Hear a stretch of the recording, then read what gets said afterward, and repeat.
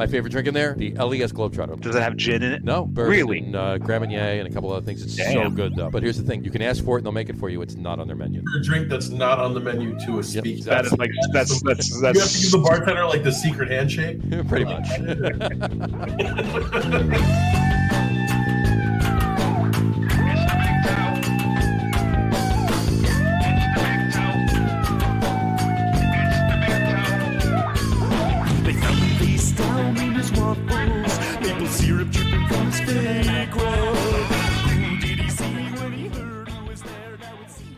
All right, everybody. Welcome out to the Log Room Guys Craft Beer Show. It is Tuesday, February the 1st, 2022. We made it to February. January's done already. Believe that? Jersey Johnny coming at you with me, as always, is none other than Mr. Beer Samurai. Say hello, Mr. Samurai. Gongi Fat Shoy, everyone. And that means? Happy New Year. Happy Chinese. Happy well, Chinese they New don't. Year. Well, it's in Chinese, so you don't have to say the Chinese. Well, I know, but it is. you just say Happy New Year, right? It is beginning of the Spring Festival, even though it's freezing outside. This is true. It is called the Spring Festival. Mm-hmm. And so we got Chinese today, so I've got the fortune cookies. There you go. Right out of the bat, Brian Alt says, sup. Sup, Brian. Sup. You got to do it with the chin raised. Sup.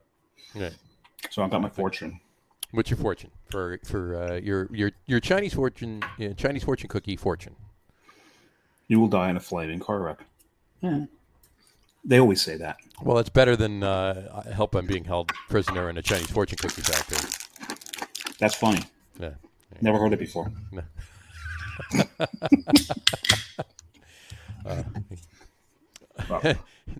Matt says Dave looks like he's going to boot camp. I keep my hair really short in the winter because that way I can wear a hat without getting hat hair. There you go. Very true. And Brian said sup because he assumed Dave was eating dinner or supper. Oh, that kind of sup. There you go. No, sup's over. I'm having dessert now. It's dessert time. Well, actually, I got another dessert.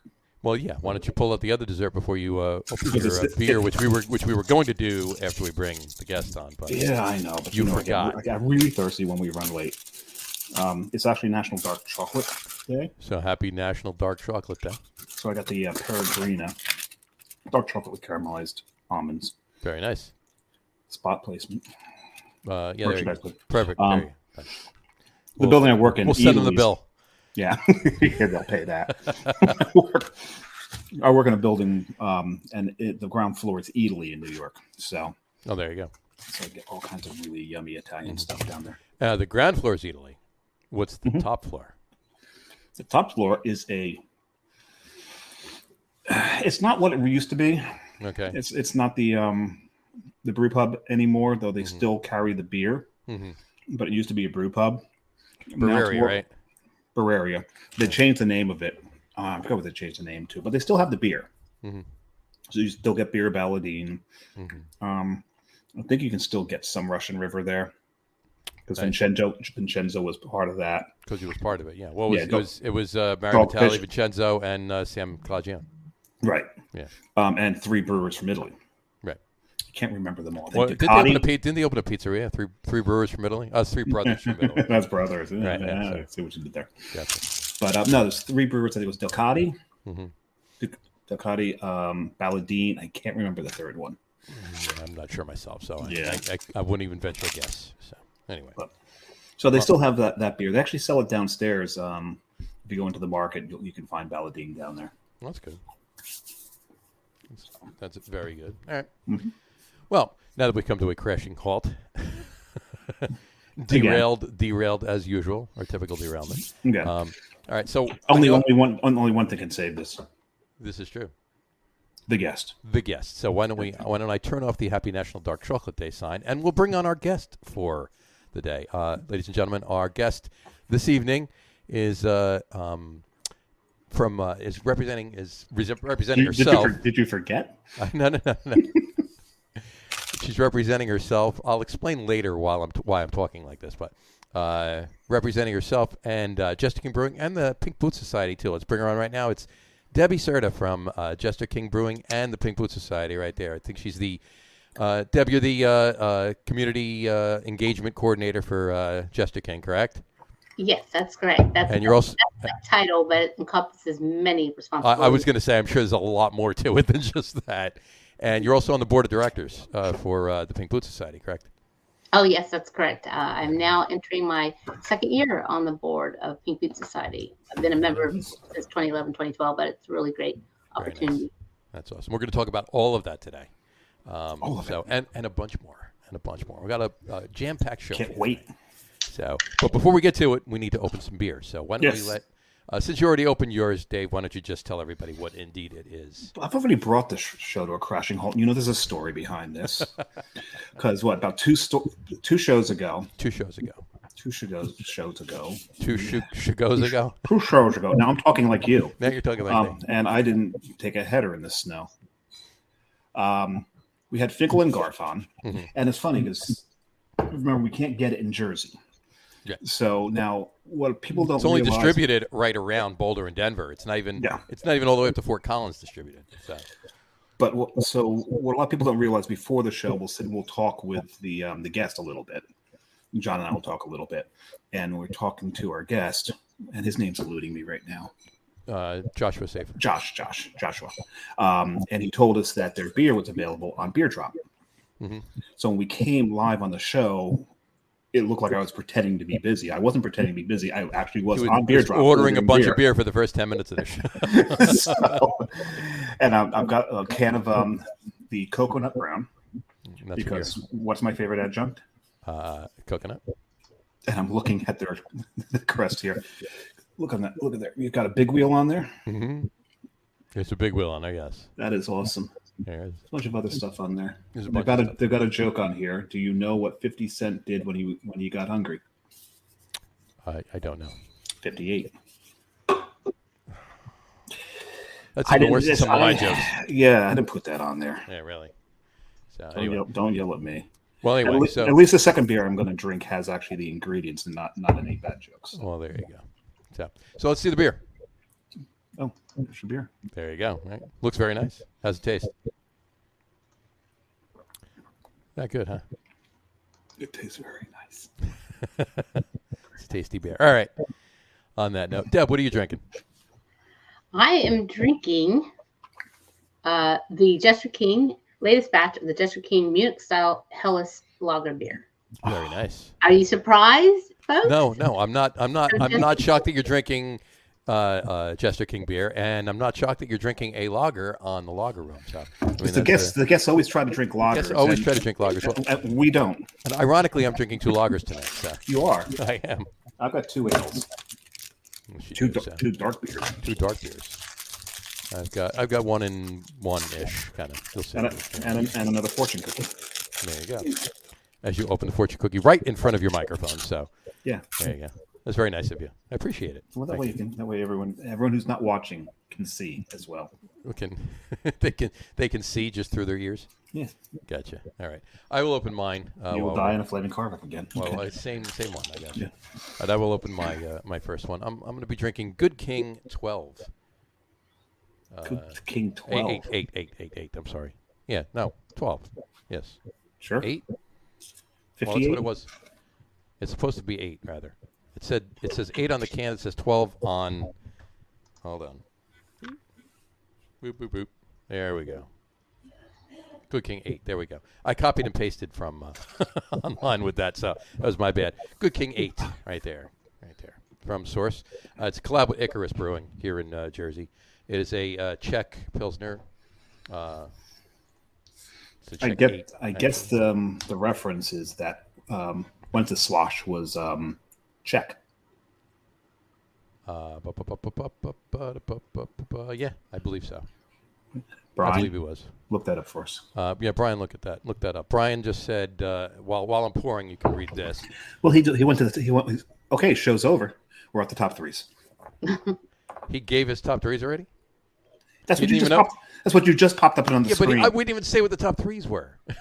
I know. He's giving then why'd you pop it up on the screen? You were delaying. You were stalling. I was delaying. I was letting you talk while I was pouring my beer. There you go. We'll save that for the end of the show. I have to interject, guys. The reason why I thought you'd be surprised, not one, actually, was that I have a lager to drink from Jester King to drink with you. And because this is not, we're known for farmhouse beers. Farmhouse beers, yes. Yep. Right. And so this is part of our lager program that we started 2 years ago. Exactly 2 years ago, started making lagers.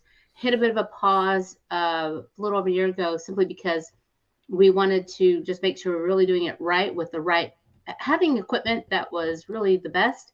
Gotcha. So we did get a few, we have some new horizontal lager tanks that we received. Very beautiful. And so this is. How big are the tanks are they? I'd have to look back at the metrics on it, but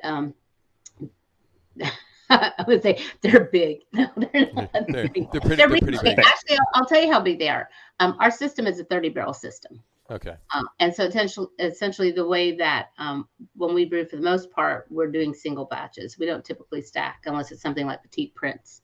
Then we may go ahead and do 60-barrel, back-to-back runs. But we are not a 24/7 third shift brewer facility. We're going to need you to vet a source for us. Colin Bonilla just said 30 barrels each. Thank you, Colin. He's just on a bus Debbie out for this right now. Thank you. Perfect. Thanks, Colin. Can tell you, Colin, great. That's perfect. Perfect timing with that's great. Colin's awesome. He's fabulous. He's been doing our sales and distribution, and he's just a total rock star. I love working with him. We're really getting into doing a lot of offsite events. So, but yeah, all I know is I really love the beer. I think it's great. It's really, I've been really pleased with what we're doing. And also, again, always known for farmhouse style, branched out 2 years ago to start doing more. Basically, it was we like drinking these beer. Mm-hmm. We like drinking these styles of beer. We want to expand our portfolio in a way to also challenge our production team. And I think it's very fortuitous when you look at how the market's been going and then what's happened the last 2 years. Plus, we started canning 2 years ago. Nice. So if you think about January 2022 and then coming in and having a broader portfolio, beer that's packaged and much easier to access, be it curbside or sent out, then it's wonderful to drink a really quality Helles. And it's a homage when you look at those beers that we just love locally, like Carl Kolsch over at St. Elmo's or Live Oak Hills. Right.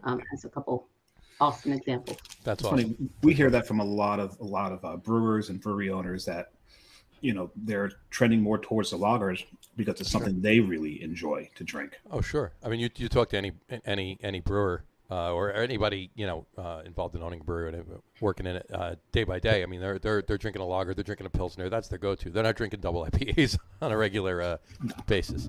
More on that later. Foreshadowing. Well, and you can also think about the fact that from a business sense, it makes sense that lagering is taking a lot more capital investment when it comes to the equipment, the amount of time it takes as well. But more importantly for us in Texas, it gets damn hot. So having control of your temperatures can be quite a bit of a challenge. Sure. I remember 10, 12 years ago, it'd be very difficult that if your glycol system went down, to find someone. There was like one person in Texas who could do repairs of glycol systems. I'm thinking about 2010, 2012. Wow. And then a lot of the tanks weren't jacketed that we were getting into Texas because they were coming from Canada up north. So really having to see how to set up a system, just controlling, having your temperature control for your L's was difficult enough. So now to get into this realm of lagering and all the nuances there, can be quite a challenge when you're looking at smaller systems. And when I say smaller, I'm saying 7-barrel brew pubs to 30-barrel, systems such as ours. I mean, obviously they're the big boys like Real Ale, Live Oak, St. Arnold's who've been doing this, for quite some time. Sure. But yeah, I got you. No, it's amazing that a lot of them are coming back, and I love the fact that there's so many lagers, and we're going to talk about that too, because you and I had spoken about the fact that there's a lot of styles there's some new styles, but there's a lot of rediscovered styles that are coming back into play. And Dave and I've mentioned this on the show several times, and it's a beautiful thing. I'm loving every minute of it. So we'll get to that. But one quick thing, Colin said killing it, Debbie. Thanks, Colin. And Annabelle Luna wants to know, Debbie, are you a brewer? So if you want to take that. Yeah, I'll take that question. I am a home brewer, but I have not homebrewed in a while, because you imagine that if over the course of I have a portfolio career, so I have worked across different industries. But when you've spent time on a 30-barrel system or a 7-barrel system, it's a little hard to want to go back to making 5 gallons at a time. And when you work at a brewery that makes world-class beer, and you know that you can go just down the road to another brew pub, then right now I'm more into making a really great cortado or cappuccino at home, and not about making 5 gallons of beer at home. With that said, mead is something that I realized, hey, I procrastinate, so it's okay if I don't rack. With beer, if you don't rack it in a matter of days like you should, it has greater impact than waiting a week or so for your mead. But I'm kind of been taking a hiatus for now as far as brewing. But I did actually think about this. My most brewing experience was for a brew pub here in Austin called Lovejoy's. And that was a very small system. It was pretty hysterical because you had to be careful. I was, touching certain things and not getting shocked. It was a 100-gallon system. We racked into 5-gallon corny kegs, old Coca-Cola and Pepsi. Sure, yeah, soda kegs, yeah. We would dry hop by, I remember having a dry hop by taking hop plugs and putting them into cheesecloth and tying each one of them, like having it set so it could go inside each corny on its own.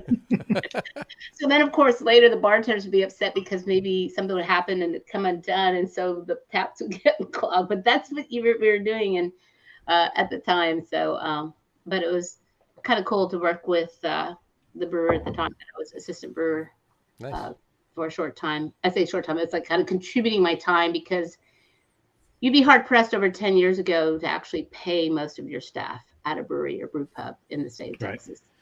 Gotcha. Well, that goes for pretty much anywhere. I mean, my first foray into the beer business was here's some beer. That was your paycheck, Yeah. And as is most people, that back then anyway. It's a little different now. Not much, little different. Not much. The people that are just getting into it are willing to put in the time, right? Just for the experience. This is true. This is very true. Yeah. So I first started homebrewing about 30 years ago, and intermittently in and out. And I've taught other people to homebrew, and some of them went into the industry as well. That's awesome. And actually, that's how I became involved with Jester King. Is I knew the founder through our local homebrew community, through our local homebrew club. So he used to bring his beer to the meetings to share, and we would give feedback. And he worked at Austin Homebrew Supply. And once he got open, it was like, hey, you want to come help bottle? And in fact, one of my best beer moments is that in all the years that I've been involved in the Texas beer industry was getting to taste my first drinking beer directly off a tank was the packaging day for a black metal, the most incredible Russian imperial stout. I love that beer so much. One of the coolest labels. Version, yeah, and that was just so fabulous. But just being so firmly rooted in the homebrew community, as is many of our breweries here in Austin. When you look at Live Oak, when you look at ABGB, the founders all came from the homebrew community. Sure. Well, yeah, that definitely comes. A lot of it does happen that way, and that's an awesome thing that they can grow their skills and everything else that they're learning as they're homebrewing, and tweaking while they're working with other homebrewers in those communities into their businesses. That's awesome. And based on something you just said, something tells me and you are going to have at least one of the same beers on our top threes later. But very possible. it's quite possible there. So I actually purposely left it off my top three for me for John, and knew that would be represented. All right, so that's awesome. That's great. I'm actually going to backpedal just 1 second, and then we're going to get into everything. question we ask everybody, and obviously you watch other shows, what's the first craft beer you can remember having? And again, it can be an ish, so. I was thinking about this. It's kind of funny because I always think, it was having, and when you say craft, keep in mind I'm old. So it was Do Dave and I look young to you? Yeah. Do I look good? It was like there was imported and there was domestic, and it was funny that things like Anchor and Sierra Nevada, they were considered imported for Texas. Oh, sure. Oh, yeah. Well, because there was no craft distinction, right? So if they wanted to charge more for these beers, they had to call them imports because that's what the level of pricing was. Yeah, and so I would say what my first answer is typically, I first remember having Bass early on and loved Newcastle and all that, and it had to do with where I first was introduced to all this craft beer. Sure. But then I realized, in college, when my first time out in college, my first try was at Texas A&M, and the beer that would get served there that was considered craft was Shiner Bock, which was really cheap. Right. So all the parties were Shiner Bock. Sure. So in a way, I mean, Shiner Bock is recognized as being a craft beer here in Texas. Yeah. And so I would say it was Shiner, but definitely that's sort of where I would say it got started. That's awesome. I mean, they're Shiner Bocks. I mean, I've had plenty of Shiner Bocks. So in fact, I just had a Shiner Bock on the show. Shiner, not a Shiner Bock. Shiner Bock, yeah. On the show in December. I obviously it was Cheers, but but in any event, that's awesome. Shiner Bock's that's a great one to go. I don't think anybody has actually said Shiner Bock was their first beer on the show yet. No, I think one of our other Texas guests. Yeah, maybe. You know what? Yeah, it could have been Steve or I'm pretty certain Steve. I think it was Steve. I think it was Steve. Yeah.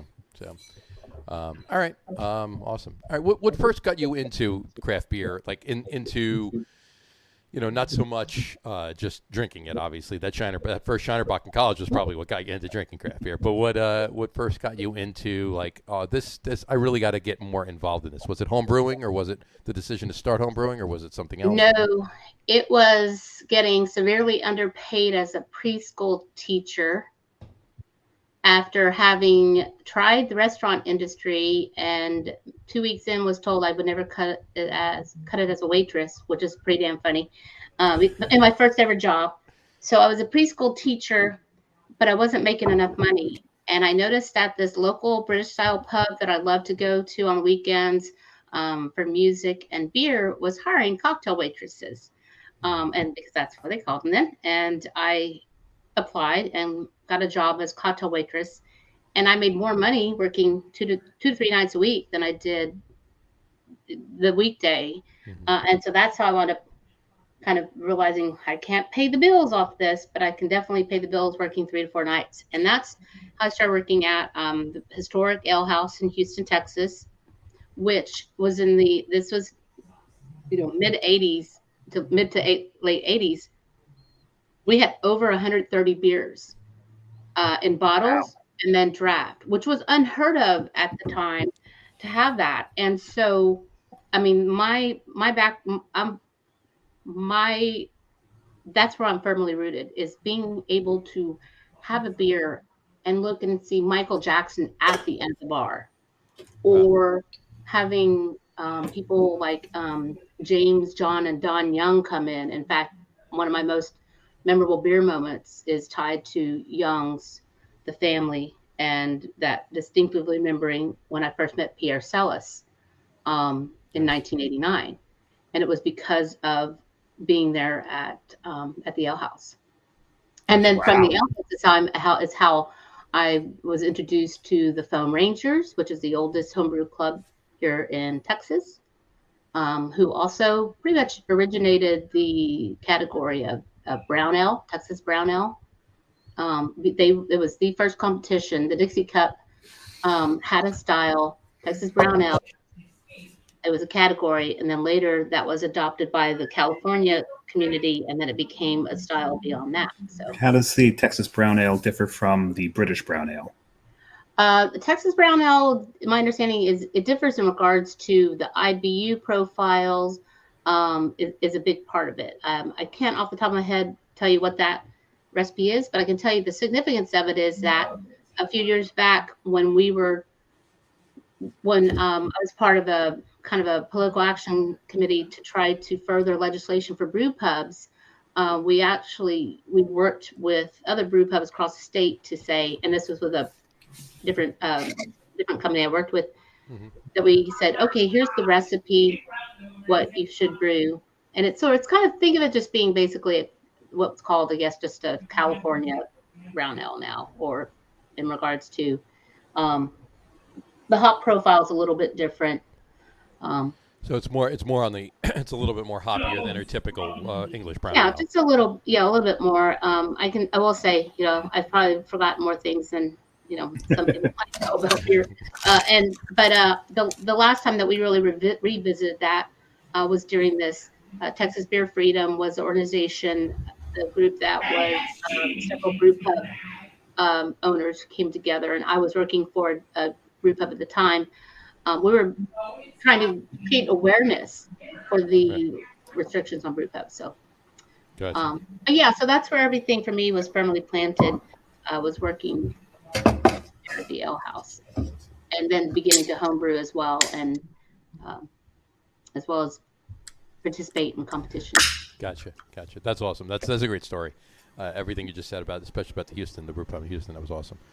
And some royalty walking through. Walking through the door. Yeah, I mean, you can't. Can I share a story with you?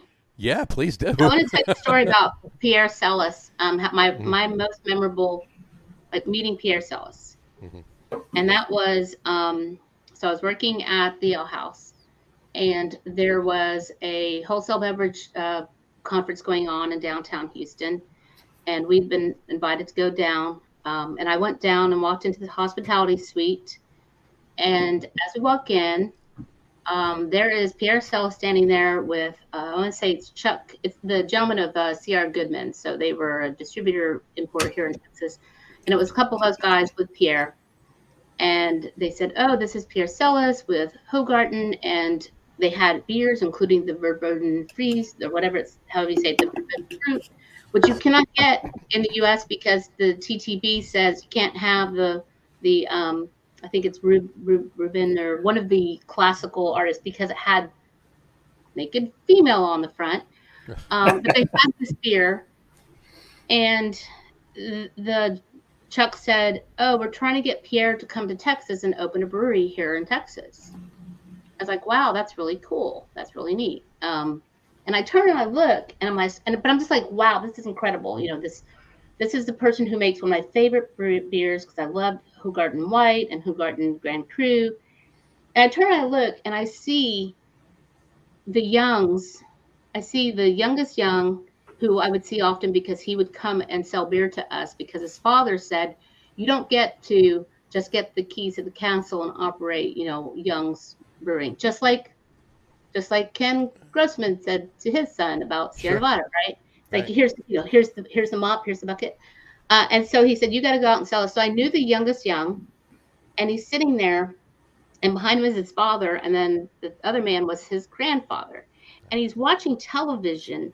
And I'm like, what are you doing? There's a world-class brewer in the room. Why are you watching television? That's just so rude. But he's got his head in his head in his hands. And he's just like, what's going on? He's like, the World Series. I'm like, what? You're watching a baseball game? He's like, no, there's been an earthquake. The World Series has stopped. And we just got a container into the warehouse. Just got a container into the warehouse district full of beer. And he's like, oh my gosh. And he's watching on television, the warehouse district is on fire. And he's just shaking his head. And I'm not kidding you. He's sitting there, and his father turns to his grandfather, and grandfather just goes, that's the business. Mm-hmm. And it's just the idea so of the father said that, and the grandfather was like, hey. The grandfather was like, hey, that's the business. There's going to be 9 generations of Youngs behind that brewery. That's why it's like, I always remember the fact that I know exactly when I met Pierre because it was October 1989. Yeah. It was in that hospitality suite, and it was the same day as that. And then later he went on to move to Austin and open a brewery here in Austin.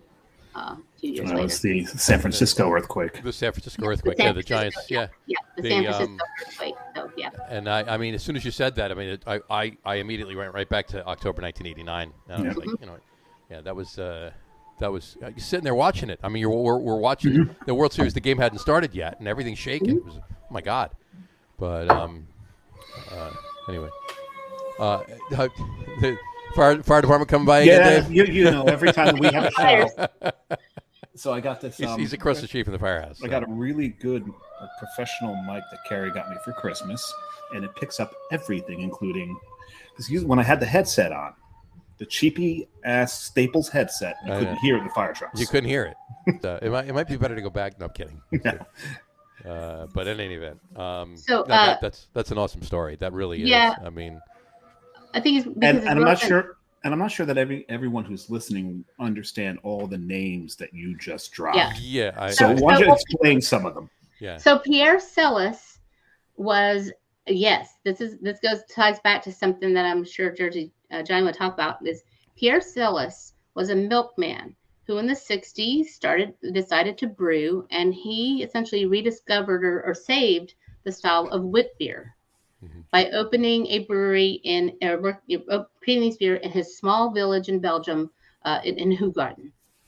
And then later in 1992, Pierre opened Celis Brewing here in Austin, and Celis Brewing became the first brewery in Austin in over 100 years. They had 3 styles, right? They had the white, the Grand Cru, and the raspberry lambic. White Grand Cru and raspberry, yes, to start, and then they had some others that they added on. Which never made it. I don't think those made it out of Texas, because those are the only 3 we ever saw up here. Yeah, I haven't seen any. I never saw any others up here besides those 3.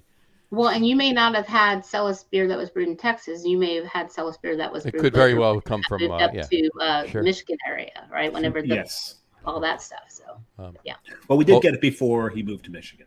Okay. There you go. On that note, we were talking about the World Series and the earthquake and the sirens and everything else. Brian Alt just said he was in Cancun when that happened.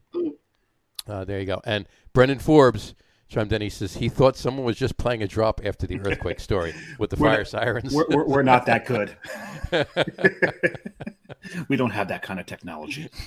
Thanks, Brendan.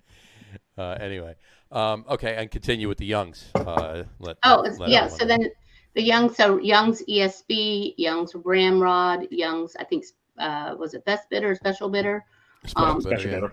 Yeah, so these are very classic, very British classic styles that were available in the mid to late 80s. So you think about really so much of the imported beer that was available to us, and I say imported is that we definitely had a lot. Well, we were a British style pub, so it's obviously part of why we'd have that. But we did have a passport. It was around the world, and essentially it was the try to drink at least drink at least 100 different beers from 100 different places or whatever, then you would get a T-shirt. And we had quite a bit of British, but I remember we had Cooper's, which I liked Cooper's L. Cooper's. But yet then it was cut off because essentially it was just so expensive for them to export it from Australia and to get it into the U.S. But I will say, I mentioned about in our kind of pre-discussion or our discussion before about being a self-proclaimed hophead at one point or for a while. Right. Because Sierra Nevada Pale Ale was the first domestic, and I say domestic because again, back then the terms you used was microbrewery and imported, and these things have changed over the years. Sure. But Sierra Nevada Pale Ale was like oh my gosh, this is what hops are, and that was that's my desert island beer, hands down. Oh, Sierra Nevada Pale. Sierra Nevada Pale Ale, yeah, I think it is. Sure. It's an outstanding American Pale Ale. This is something I was behooving this weekend we were doing judging some beers and talking about how American Pale Ale it's almost kind of like the Merlot of the beer of the beer industry. Right. That it's something that kind of got bastardized so much at one point that then it became underappreciated. But then so I didn't drink American Pale Ale for a long time. And then I had a DC Brow American Pale Ale a few years back. I was like, oh, wow, this is awesome. This is great, Right. So. Yeah, because they're not as prevalent as everyone's turned to the hazy IPAs. Mm-hmm. So now the people that are brewing the pale ales are actually putting care and craft back into them. Mm-hmm. Sure. Yeah. Absolutely. And Sierra Nevada was, when I traveled for work, the whole reason I ate at California Pizza Kitchen is I knew they would always have Sierra Nevada pale ale on. Sure. So if I couldn't, otherwise I'd be eating at like Cheesecake Factory, and the best beer they'd have on was like. Well, they'd have Sam on. You could always get a Sam. Yeah, you could always get a Sam. But anyway, now there's another name you mentioned, and I just hope that no one thought we were talking about the King of Pop. Michael Jackson, the beer hunter. I certainly hope. Well, we certainly hope. All three of us certainly hope that there's many people on that are watching this now, rewatching this after the fact, or listening to it on the audio podcast that know who Michael Jackson actually and is. Not the Michael Jackson. Who we're referring to. So. But Michael Jackson was incredible. He was funny. What was kind of funny is sometimes I didn't even realize he was in the bar because he was a fairly frequent visitor. He also bared a resemblance to one of the owners of our place, and so it's kind of like, well, when you have a couple Michael Bolton mullets. Curly-headed mullets in the bar, they start to all blend together, Sure. But he was really nice, and I'm almost, I'm kind of disappointed, but maybe relieved that as much as I kind of was definitely a fan of his because of the beer thing. I'm really kind of glad that I didn't latch into whiskey as I could have. Because I tried something peated and it put me off of whiskey for decades. And I'm glad I didn't, because boy, I would be poor if I was buying whiskey back then like I am now. Yeah. That's very true. It's as expensive of a habit as beer is, whiskey makes it look like it's a water habit. Yeah, Scotch, and now Scotches and everything else. Sure. Bourbon is now starting to approach the Scotch, and as far as price levels are concerned, some bourbons are more than Scotches. Good Scotches. So Pappy. It's insane. Sure. Yep. Absolutely. And but in any event, all right. Let's talk a little about Jester King. Let's switch gears to that.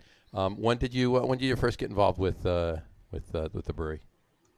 I first got involved, I would say probably, and again, I get to moments where I get my dates all mixed up, but I like to say that I've been involved for well over 11 years because of Jeff bringing his beer for us to try. Sure. I was helped with organize volunteers for the grand opening party. I think January of 2011. Mm-hmm.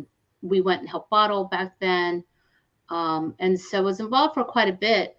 And volunteered, I think, in the tap room, as I've done in many breweries here in Austin. But then I floated away. I was involved in opening Black Star Co-op, a cooperatively owned brew pub here. And so I kind of was helping with other local brew pubs and breweries, just sort of the part of giving, being involved in the community and giving. And then there was a time where I was underemployed. And so I went to the general manager, who was a volunteer for me at the Austin Reggae Fest and then at beer events, and he'd been a volunteer for me at the opening, but he had stayed with and became a manager. And so I went to him and said, "Hey, I'm calling in that favor. I really need a job. Will you hire me?" And he's like, "Sure." He's like, "Yes, yes." And so I started working from the house probably about 7 years ago at Jester King. I worked at the front of the house for several years, and then started doing tours, and then also supporting social media and website, just kind of as extra things that were needed. And then 2 years ago, when we had everything shut down, I kind of stepped away from the front of the house, obviously. And so the last about year and a half, I've been doing a lot of social media marketing and community engagement. However, I'm glad we hired someone recently full-time because, again, as I said, portfolio career. So I have a primary job during the day, and I have Jester King that I work on the weekend and the evenings support as well.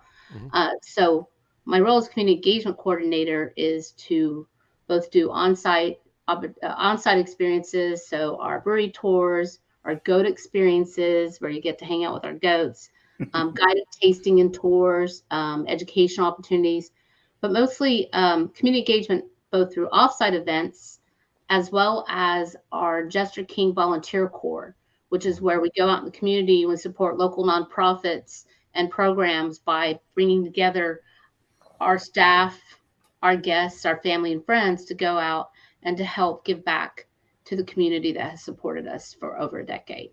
Love that about the craft beer industry. I'm so excited to have this role because I was really just so impressed my first trip to Boulder and going to Odell and seeing what had been in place there at Odell's and how much the staff and the company supports nonprofits and the local community. Mhm. And so it's wonderful that we put community concern.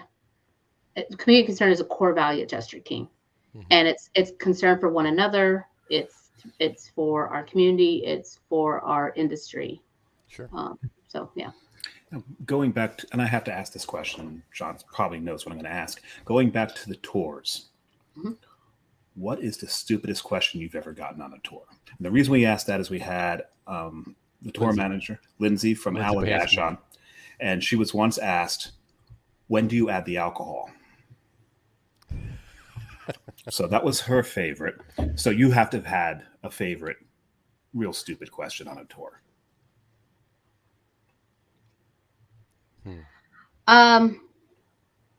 I'm going to say that geez, I can't think of a stupid question. I really Oh, can't. good. Good.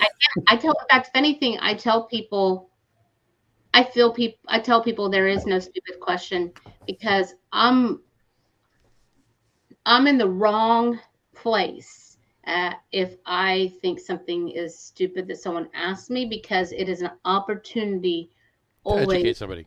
to educate someone. Sure. Yes. Absolutely. And I'm going to tell you, I recently was in a situation where I went to an offsite event and somebody was pouring and I was, and so it's not a tour, but thinking about having someone who's pouring. So they're used to pouring dome foam. These are people who are used to pouring beer after beer at the Texas State Fair. And she would ask when I would say, oh, well, this is here, here is our bitter death. And I would describe it, it's like terrible, this and that. She said, is it light or heavy? Well, what do you mean? Is it light or heavy? And I'm like, what do you mean light in alcohol, calories? She's like, no, like a Heineken versus Guinness Stout. And I had to stop and check myself and realize I need to answer this woman in a manner that she will feel that she is taking something away and learning from it. And that Sure. woman was so receptive and this was a Friday night, and she was so receptive to this knowledge. And I can tell you, everyone that was in that work crew, they didn't have the beer knowledge that we do. But that next day, I was like, can I have her again? Because once I worked with her, once I gave her like here's a difference. And she tried something and she even tried one of our beers. She's like, I'm kind of getting a little vinegar out of that. And I was like, you have a sensitivity for acetic acid. Mhm. Because yes, there will be a little in this beer. She was right. There's a little residual, little perceivable, low threshold of acetic acid. So that's I have to say that. Yeah, you get questions from time to time, but usually it's not the ones that I don't think they're stupid questions. I think I'm stupid that I don't know the answer because someone asks a question like, why hadn't I thought, it's like, why do I not know the answer to that question? I should know the answer. So Right. That's fair enough. I should have phrased it the funniest question you ever got. Yeah. No. That's and I get it because it is where I don't. I feel that we've went through this time. We've changed quite a bit in the industry. We have been a brewery that for a long time had people coming out that were seeking wells, that were buying beer to go and exchange. They weren't actually drinking it. And then that meant that beer was bought up and it wasn't accessible to just anybody. Mm-hmm. And now I really think there's been a major sea change that just that craft beer, it's no longer a trend. It's a movement. It's here to stay. Mm-hmm. Sure. And so it behooves us for the industry to kind of, you know, and again, I mean, I'm not trying to judge anybody who says, oh yeah, that's a stupid question. Cause yeah, I would be going, because you know what, when someone says, when do you have the alcohol? Then that's when I realized I wasn't effective. And this is me personally. If somebody asked me a question, then I wasn't effective in how I delivered that. So I try to always make sure that, because I'm going to tell you what, I didn't pass. I was trying to interview for our tour program. It took me 6 months to qualify. And part of it was because I was being too technical. And it was a moment where I just let go. I wasn't nervous and I wasn't trying to over explain anything. And then just realized at the core of it, I'm just a storyteller. And I just want to engage people and create that dialogue. And that's when I was able to feel more, because it is the idea of the hardest part is assessing your audience. Yep. Like, do you have people who are pro brewers, home brewers, or the people who walk out and go, well, I don't even know what malt is, or I doesn't get to see what malt is, right? So yeah. Gotcha. Yes, I'm passionate about that, obviously. No, that's awesome. That's a great way to look at it. We've got a great comment on that. Yeah, Annabelle Luna, she wanted to say that's a really good approach. She's as a new home brewer, I ask a ton of questions, especially beer vocabulary when it comes to tasting. So that's an awesome approach. Now, where are you brewing, Annabelle? Hold on 1 second. She also did say before. She said craft beer and bourbon are their hobbies too. So. Where are you based out of? Because you sound like a woman after my own heart. There you go. Yeah, so it's like, where are you from, Annabelle? Annabelle. Maybe we can hook you up with a home brewers group. Mm-hmm, yeah. There you go. Oh, San Antonio. I actually won an award at the Cerveza Fest for a clone I did of a Jester King beer. Nice. San Antonio. Did you have a little inside information on that, or no? This is before you worked for them. Before I went to Jester King. Nice.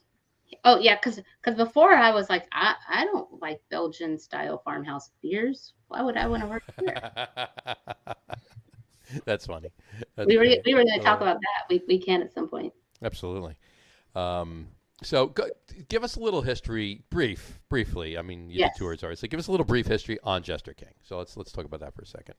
Okay. They opened back in end of 2010, early 2011. Colin, fact check me on that if you want. So the history behind Jester King is essentially that we had Jeffrey Stuffings, who moved to Texas. He was in law and decided he didn't want to be in law anymore. He wanted to open a brewery. We hear about a lot of lawyers that became brewers. Yeah. There's a few out there. Yeah, I mean, it's when you just kind of in that grind, and he convinced his brother, who was in finance, to come down and help.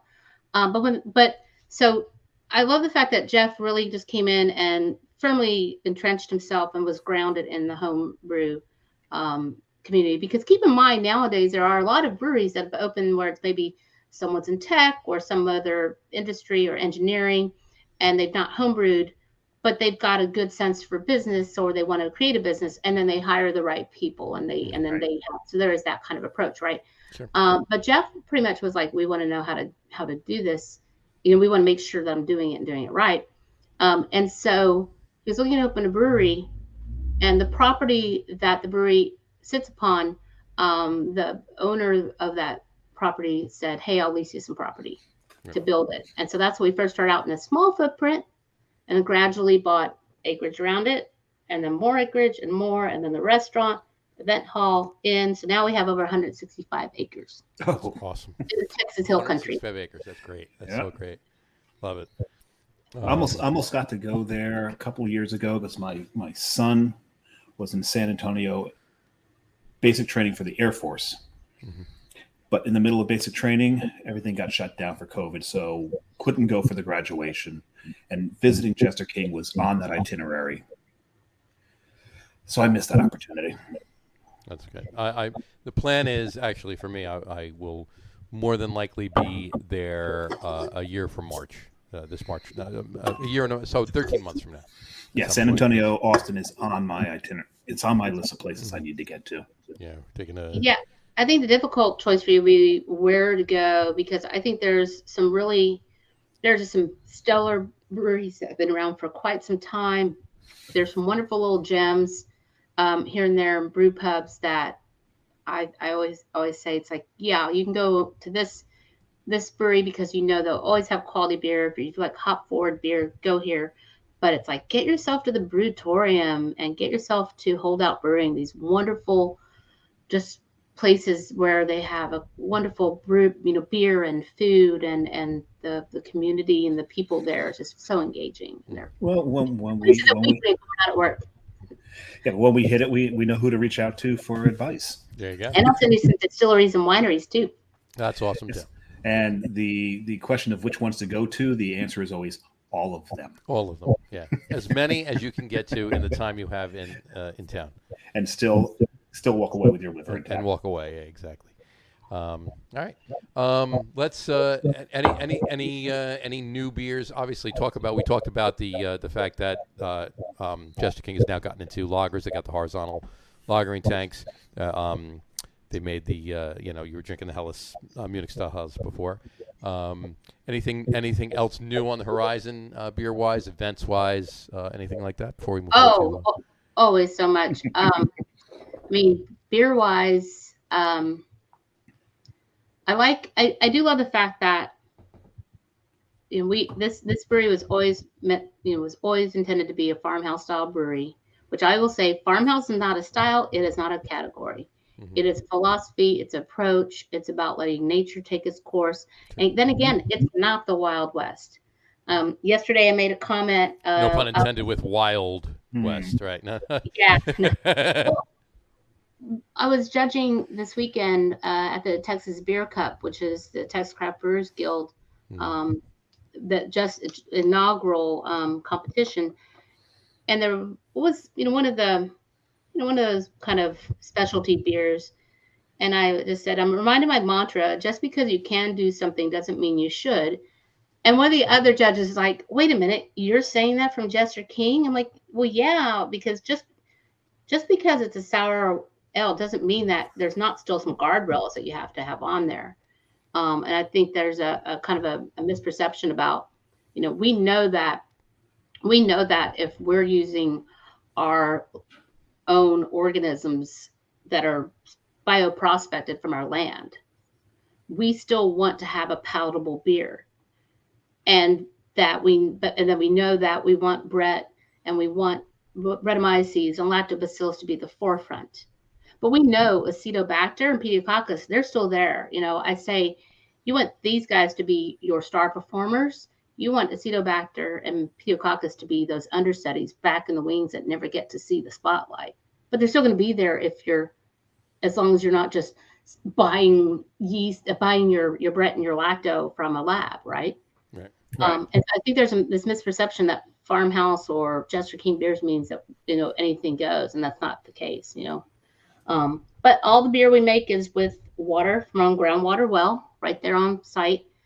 So even when we're doing a nice classic style like the Helles, this is with the water is softened in this, but we're still using Wireman floor malted Pilsner malt, Augustiner yeast in this. I love the fact we made this wonderful bitter death. It's kind of like we love Terra Bulbus. It's a favorite beer of ours. So this is the Belgian Pale Ale, but yet the grain in it is all Texas grain. So we tried to create that sense of place by using Texas malt when we can, which is coming from Texas farmers. Mm-hmm. So that's what I look at when I see that we're expanding our portfolio, but making really well-crafted beers. Coming on the horizon, Doom Forge Day, Sunday, March 20th. Okay. And that's when we'll be releasing our big Imperial Stouts for the year. We just had Spawn Day in December when we released all of our spontaneous fermentation beers that were packaged, that were blended. If you're not familiar with our Spawn, this is essentially where we do spontaneous fermentation beers like method in the method of the Goose and Lambic producers of Belgium, and we'll blend together 3 years. So it's 1 year, 2 year, 3 year old spontaneously fermented beer. Kind of like a goose, right? Yeah, exactly. And how good were they?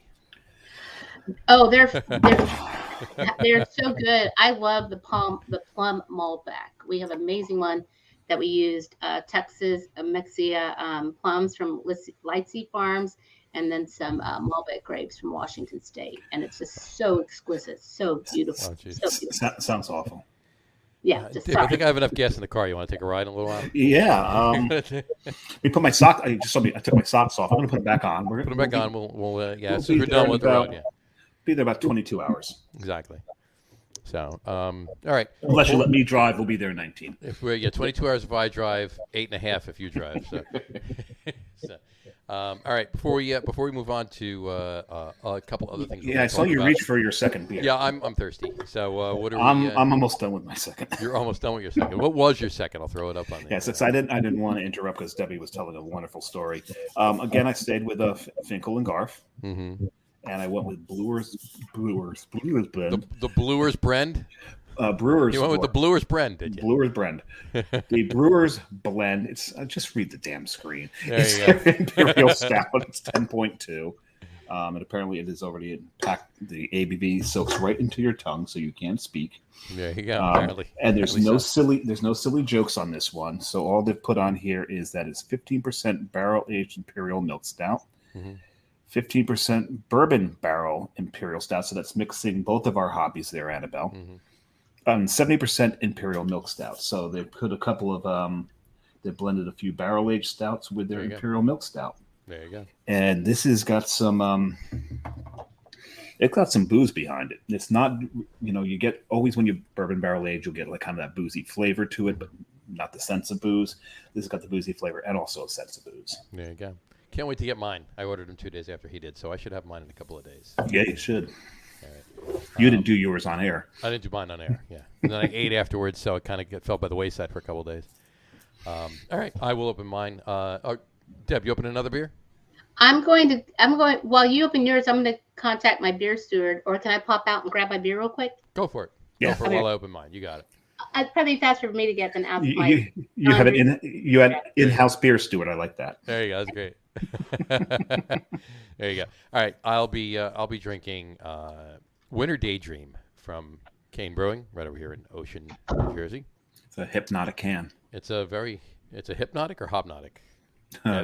That's another brewer. Yeah, but they're okay. They're not gonna get mad I said that. So no, you wouldn't. It's a very hypnotic can. It is. What you call it? It's 7.2% Doppelbock, and again, just like the Tame Pivo that I had on the show a couple weeks ago, it's a 19.2 ounce can. Yes, so, you got a big sucker there. I got a big sucker here. Yes, I do. So it's a gorgeous looking Doppelbock. So I'm going to pour this and then take the. And that's Kane Brewing out of Ocean, New Jersey, people. Kane Brewing out of Ocean, New Jersey, people. 8 minutes from John's house. 8 minutes from my house. There you go. Everything's 8 minutes from John's house. There you go. Was it 8 miles? Both. Yeah. Both. 8 minutes, 8 miles. Except you're not 8 miles or 8 minutes from my house. No. So there we go. That is a gorgeous Doppelbock right there. What a pretty glass too. That's very, yeah. And you can't see it because again, that's why ink on glasses has to be white, so you can see it against both, straw colored beer and stouts or dark. Okay. It's too. I love that shape of glass. I've got a Civil Society in that shape. Yep. This is actually Two Rivers from. I actually have Eastern Pennsylvania. I actually have a Jester King Teku, but as like most of my other favorite beer glasses, you know where it is, John, right? I know where it is. It's in a box in storage. Yes, it is. There you go. Leon Cooper just commented, 6 minutes from where I live in Neptune. Nice. Yes, it is. Lived in Neptune. Yes. Leon and I have been to Kane together.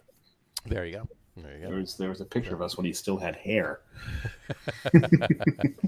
What'd you grab, Deb? I grabbed, I've not had this yet, but this is Weathered Souls Hardwood Classic German Pilsner. I had to get this one for you guys because it's Hardwood Classics and see the basketball kind of thing. So this is he's got basketball playing over his shoulder there. Yeah, it's a classic German Pilsner, 4.9%. Crisp, refreshing, lightly hopped, crisp, refreshing. So Marcus Baskerville rolled by recently, dropped this off. So nice. I realized at this end, I was torn. I'm going to do this one now because I also happen to find that he also sent an Imperial Texas Brown style brown ale. Oh, there we go. I figured that would be my Finnet closer. There you go. Like literally closer, but you're going to force me to go to 3 beers, aren't you? Okay. Twist my arm. There you go. I mean, maybe, I don't want to make you. Consider I just finished my second. Consider you just finished your second. I think you're already going to your third. So. Yeah, I'm gonna do a little water between 2 and 3. I think you should. Right. Yeah, this is a 10.2, and number 3 is probably a 12%er. You're saying, just so you know, Deb, I got a 7.2% Doppelbock from King Brewing. Nice. It's a beautiful beer. It's really good. I feel like Doppelbocks. No, I don't feel like I need to go to a lager. You guys are representing lagers, guys. We got the lagers nailed down, so you can feel free to drink whatever you want, Dave. So, there you go. See now, I will say I'm from Houston. I moved here in '93, so I grew up with Houston Astros and the Houston Rockets and the Houston Oilers. And my mom, Oilers. Yeah, Bum Phillips. Yeah. Sure. Oh, dude, that's old. Yeah. Absolutely. Now, we ain't young. And Earl Campbell, Earl Campbell, sure. And who was the guy that had all the stickum on his hands and could catch a ball that was like 3 feet away from him? Jeez, who was that wide receiver? What was his wide receiver? I can't remember his name. John, you know who I'm talking about. Yeah. I was reading Brandon's comment. He just said it was go big or go home, and you're already home. So there you go. That's a damn good point, Brandon. That's what the whiskey is for in the other room, though. Right. Exactly. No, I got a barley one in here, so. There you go. Which we call? Yeah, I actually almost bought an Earl Campbell jersey yesterday because it was posted with the wrong size. So it was posted with my size. Lester Hayes. There you go. Doug Smith just said Lester Hayes. There you go. Thanks, Doug. Awesome. Well, now, so I also was going to Astro games when it was all the Killer Bees. So sure. Kevin Bass, Craig Biggio. I remember seeing Nolan Ryan when he would get like his, X whatever thousands or 2,000 strikeout, and sure. Biggio, Bass. Oh man, you bring up John and I are both Mets fans, so when you bring up when you bring up Nolan Ryan, okay, we get upset. He won his first World Series with us, but then the Mets, as they usually do, let people go. But hey, you know what? It's what it is. Now, what you call it? Yeah, Leon just said, don't forget Billy White Shoes Johnson. Oh, how can you forget White Shoes? But now let me ask you a question. Do you keep an eye on the Titans, or do you keep an eye on the Texans? Neither.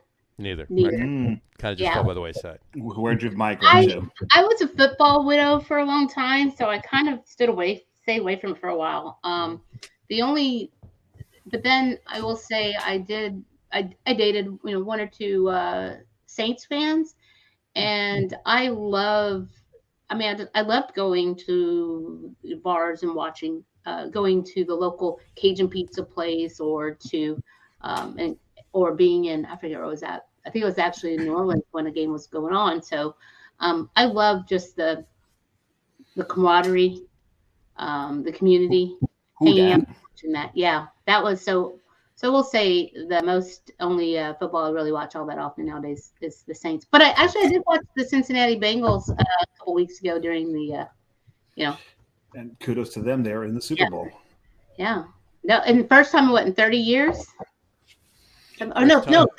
30 years since they've been in even playoffs. Playoffs. Yeah. 30 years since they've been in the playoffs. First time they were in the Super Bowl in 33 years. Wow. Oh, love it.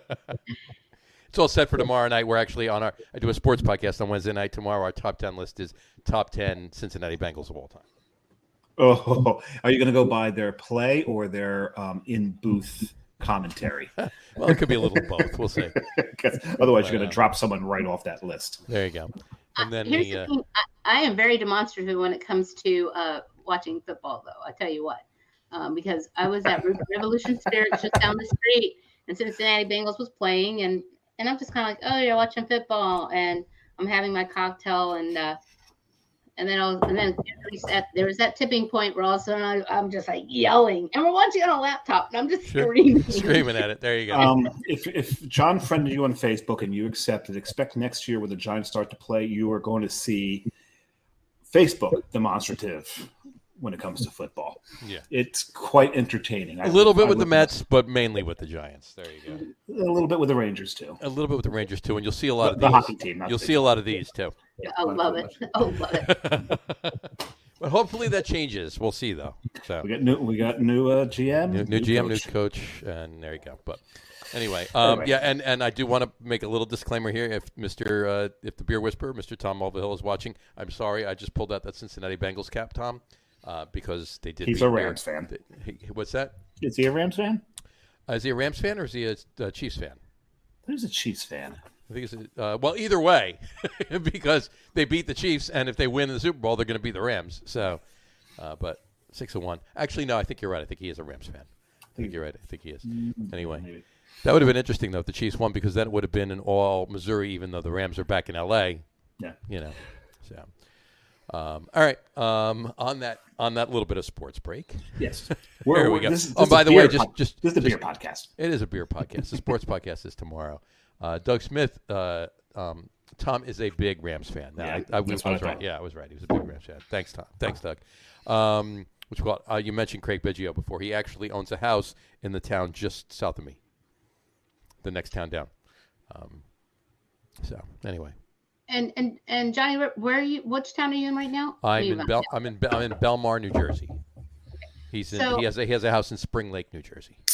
Well, so my heritage is my father's side of the family is Mexican American, and my mother's side is German American. Mm-hmm. They're from Newark, New Jersey. Okay. Mm-hmm. So my great grandfather. I'm close to Newark. My mom made a comment about I don't know. It was only a few years ago where we were talking about, what I was doing in beer. And she's like, well, I'm not surprised you're in beer. It's just in your blood. I'm like, what do you mean? She's like, well, your great-grandfather was a brewer or owned a brewery or whatever. I'm like, what?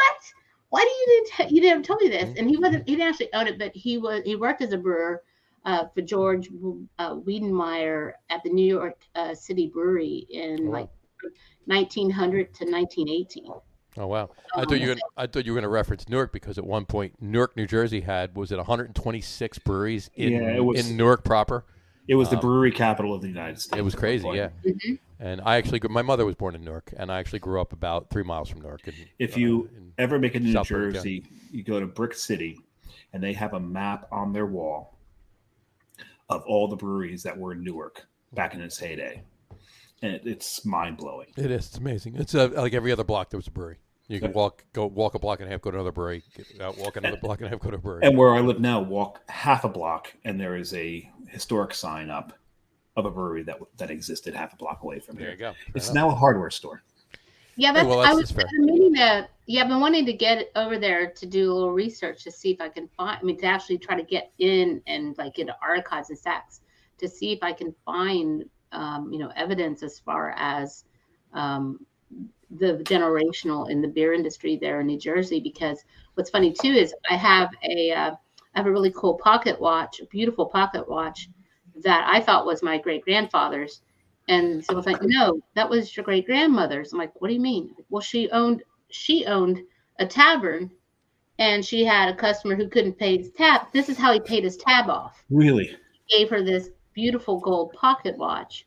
I was like, I thought it was like one of the men in the family. I said, oh no, that was some customer paying his tab. Wow. So 1900s to have so my great grandfather was 21 in 1900, and he worked as a washerman, I believe. So he would kind of wash the vehicles, which are basically the carts or whatever that they would take the kegs, the beer around in. Mm-hmm. That's how he first started. He started out being like, what is it? And heck, that's all brewing is anyway, right?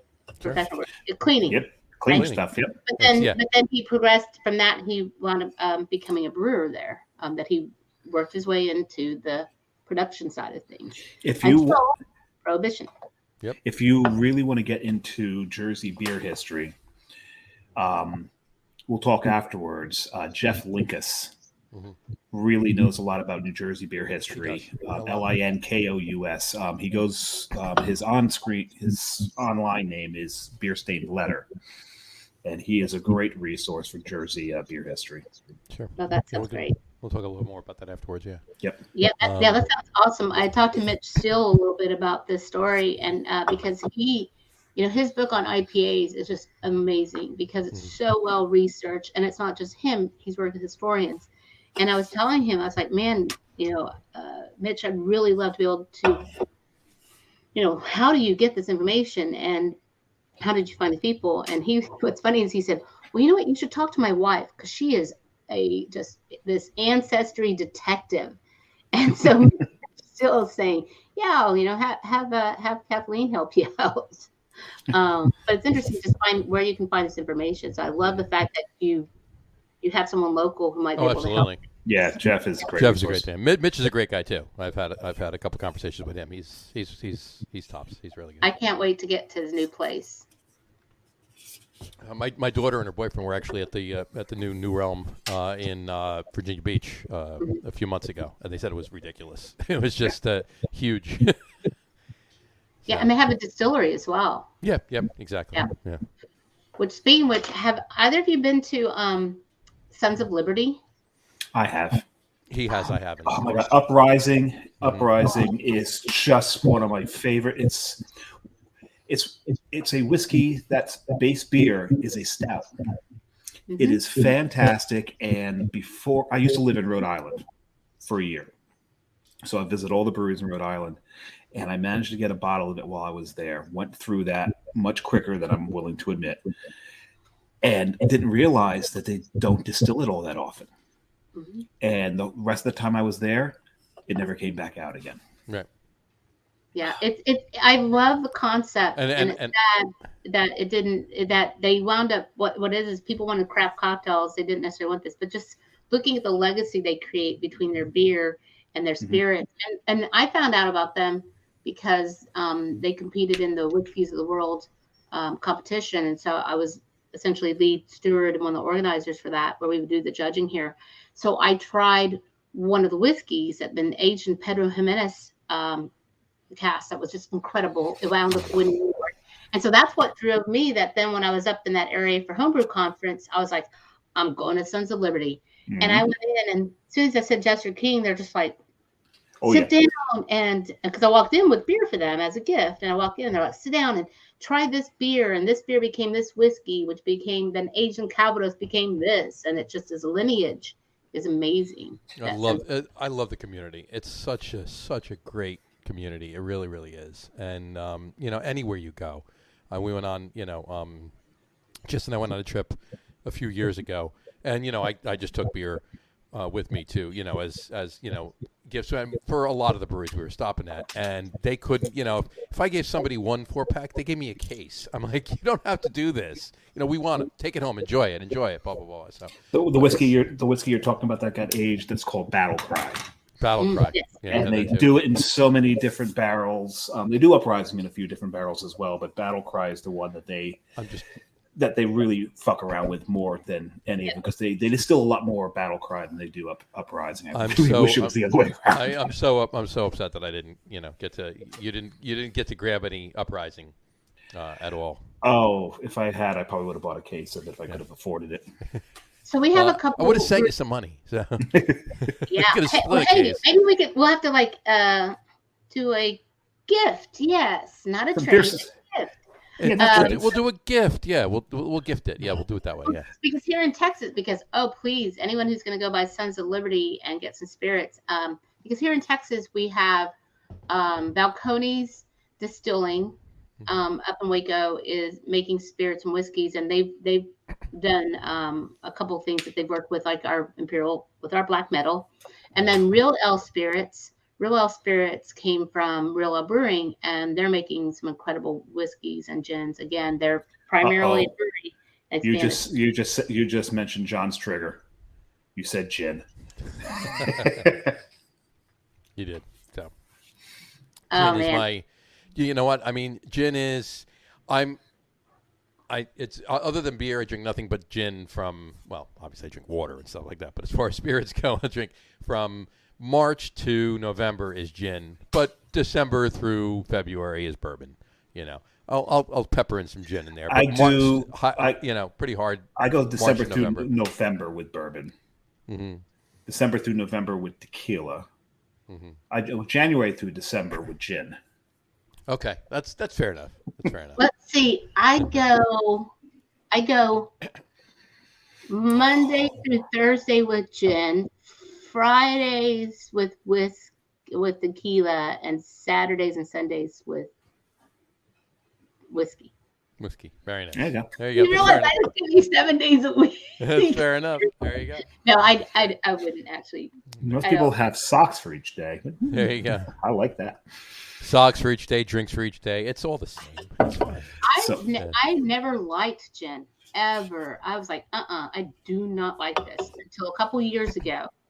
Brian Miola from Revolution Spirits came down to Jester King and he brought some bottles of his gin. So Revolution Spirits is just a mile and a half from us. Mm-hmm. And it had juniper, rosemary, lavender, lemongrass, pink peppercorns, and Texas grapefruit pills. Nice. And it was phenomenal. It was awesome. It was so good that not only did I start drinking it, but then when he was looking for volunteers to help package, I went over there and started packaging and helping and contracted to package until at some point TABC said, "Oh no, you can't do this. You can't work at a brewery and work at this distillery." And so they basically had to get rid of it. See, that's funny that they said that because, like in New Jersey, you can't work across tiers, right? You can't work but they don't look at it in categories as to what the actual manufacturing is. It's either manufacturing, distribution, or retail. So you can't work in a bar and at a brewery. You can't distribute and work at a distillery, that kind of a thing. But you could work at 3 different distribution companies, 3 different retail outlets, 3 different manufacturing things. So you can work at a distillery and a brewery. Well, we have a. It's not a different tier. It's the same tier. Now, you just take another sip of water. Go ahead. Yeah, you. Well, I don't have any. Because we got a logo on that bottle. Oh there. Yeah, Segway. Yeah, and there you go. There we go. We got the pink boots going there. There you go. You got a bunch of stuff on there. Pink boots. So there's a day job representing with the technology stuff. But yeah, Pink Boots, Master Brewers Association of America. Oh, and of course somewhere is the because I'm a member also of the American Society of Brewing Chemists. There you go. That day job is doing tech stuff. There's a bit of related stuff. Very nice. Yes, as I said, portfolio career. I'm not married. I don't have kids other than my fur babies. Gotcha. So it allows me the opportunity to really just balance out my interests and have my passions and obsessions. But yeah, Pink Boots. Been involved. I founded the Austin chapter, I think, 2012. Well, explain to everybody what the Pink Boots Society is. So Pink Boots Society is a nonprofit organization that supports women in fermented beverage industry through education. And when we say that, initially it's been getting funding, providing funding and scholarships for women and female identifying individuals to attend courses, brewing courses. For a while we had a trip to Germany that people could go on. And I'd say in the fermented beverages is that it was first started by Terry Farnoff many years ago, 15 years ago now, to be an organization for female brewers. And she very quickly found there weren't a lot of female brewers. And so expanded it to other women in the industry. And then November of year ago, November, so 2020, we then expanded to include other fermented beverages. So mead, wine, sake, distilled spirits. Because there's a lot of crossover. I mean, you do see, like, for example, at Jester King, yes, we make beer, but we also have been making wine and cider. And then often you see women that maybe, and we've had brewers who've gone on into winery. And so and we say about education, it is to empower women in the industries. So education isn't necessarily just technical in nature. It may be something like business planning. It may be HR. I think something that's really important is to recognize that we're all part of the success of a brewery or distillery or winery. And so it's something, again, when I talk to Jester King about sense of place and helping people understand that when we talk about the people, it's not just about the brewer, because we know that there's connection there to the Texas maltsters, the Texas farmers. We know that our front of the house staff they're in the front line when it comes to, is your beer good? Has it been kept well? So that the sensory analysis, the QA/QC aspect of it doesn't have to be somebody who's had, the whole lab training. It's simply somebody who's sitting there and serving that beer every day to someone, and maybe going, "Yeah, I'm getting buttery notes or something." So, and that's a big thing I think that's important, not just with Pink Boots in reaching more women to get them into the industry, but also I think that it behooves business owners to recognize that, again, their front line are the people who are pouring the beer and serving it to. Well, there's also has been that stigma in the craft beer industry that it's male dominated, and that you get some of the, let's say, toxic masculinity going on where they think women don't know anything about beer. And I've witnessed this firsthand, and it's asinine. It's absolutely asinine. For one, women tend to have a more sensitive palate than men do. That's a scientific fact right there. Mm-hmm. And to just assume that a woman doesn't know about beer is really just childish, absolutely childish. Or just because a woman's not on the brew deck doesn't mean that they don't know about beer. Right, but that could go for any gender not being on the brew deck. They don't know anything about beer, yeah. But it's more sensitive for women, though. Yeah, absolutely more sensitive.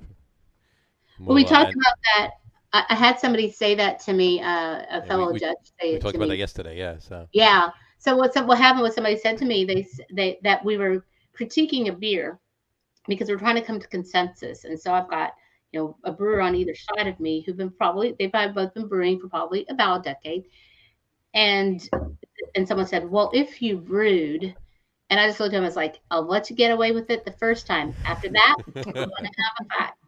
Because it is that, yes, I understand there's a lot. I mean, I'm not going to sit there and say I'm getting off flavors such as this, and then turn around and and in this is a pro competition. I'm not going to say, check your temps or make sure you're not over sparging, or because I may not know the subtleties of the process, because no, I'm not doing this on a daily basis.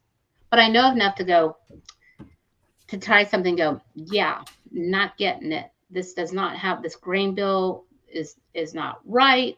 The OGs, the gravities are off for this style, and I can at least be confident in what I'm presenting. And I will say that, he kind of laughed, because the funny thing is, I can say that to him because before he started that brewery, I remember when the owner of that brewery walked into a bar for the first time, put his growlers down, and was like, hey, will you try my beer and try to sell it? So that I've been around long enough to know that. And the other person had been the first brewer at the cooperative brew pub that I helped to open, where I hired the first couple of people. So it is the fact you need your operations people, you need your HR to have a successful business. And the guys were like, they thought it was funny, and it was great, and because we're friends as well. Right.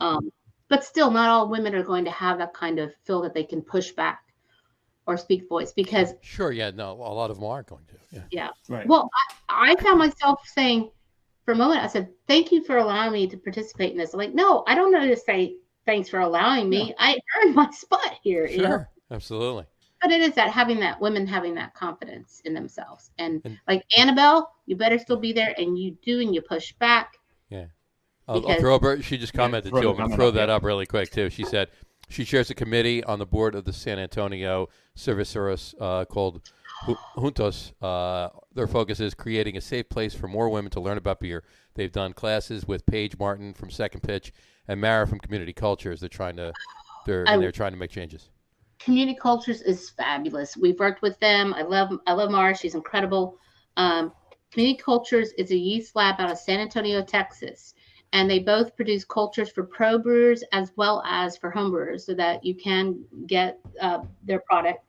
And what they do is they have some beautiful, fabulous, pure culture strains that we've actually worked with. When we did our Pink Boots collaboration brew at Jester King, we've used one of hers, I think, a year or two ago.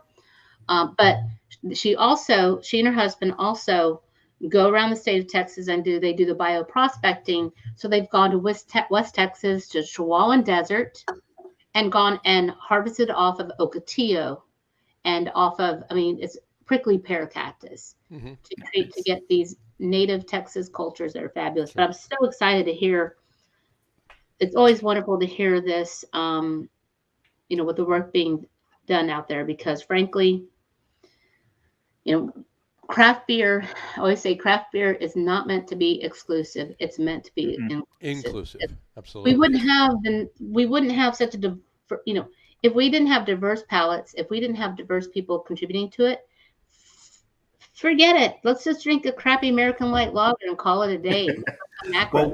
What did Michael Jackson say? It is the greatest social lubricant, right? Yep. And that's actually, I use him anytime that someone says that someone who doesn't brew doesn't know anything. I'm like, Michael Jackson wasn't a brewer, and he was one of the foremost leading experts on beer for quite a number of years. Absolutely.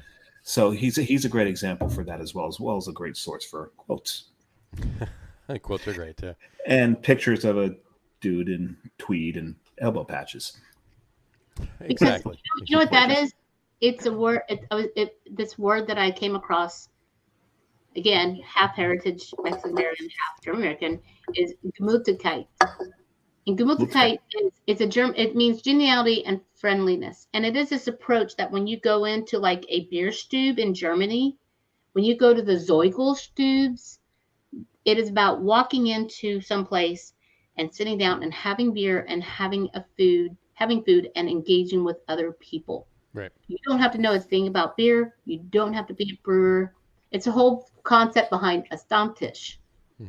But the fact that Michael Jackson recognized that and he put that forth about the social lubricant is the idea of coming together and enjoying beer and exactly. It doesn't matter what level you're at and whatever you're doing, even if it's food related, it doesn't matter. Everybody's coming together and exactly. What's interesting is, and I've said this many times, I haven't said it on the show yet, is a lot of times you'll get a bunch of craft beer nerds together. And there's not a lot of things that he hasn't said on the show yet. I just this is true.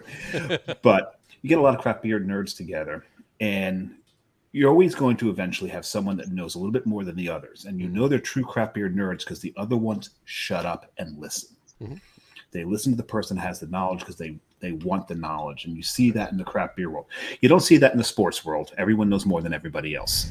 It always turns into an argument. And watch John's podcast tomorrow and you'll understand what I'm talking about. Usually it's within the craft beer world. It's like, I want to learn more. I want to know more. You know more than I do.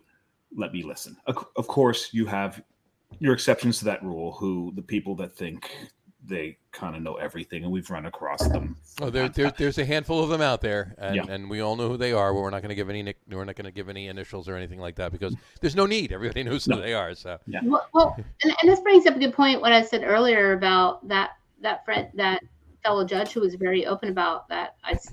We got to a particular beer. And he's like, I don't like this hop. I don't know this beer style. It's not something I brew or tried. And I sat there and I said, well, let me tell you about it.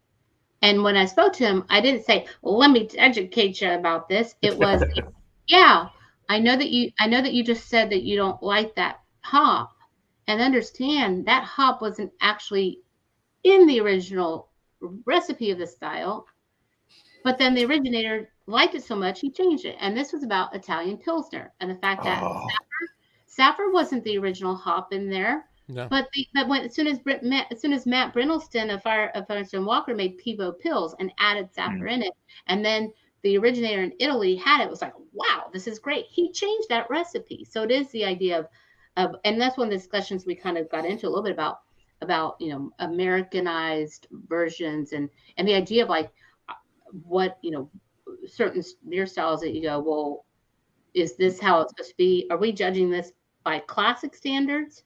Are we judging this by the Americanization of it? And so for him, I was able to. Fair enough. That's a good question. That's a good. Yeah, we've Americanized every style, right? Sure.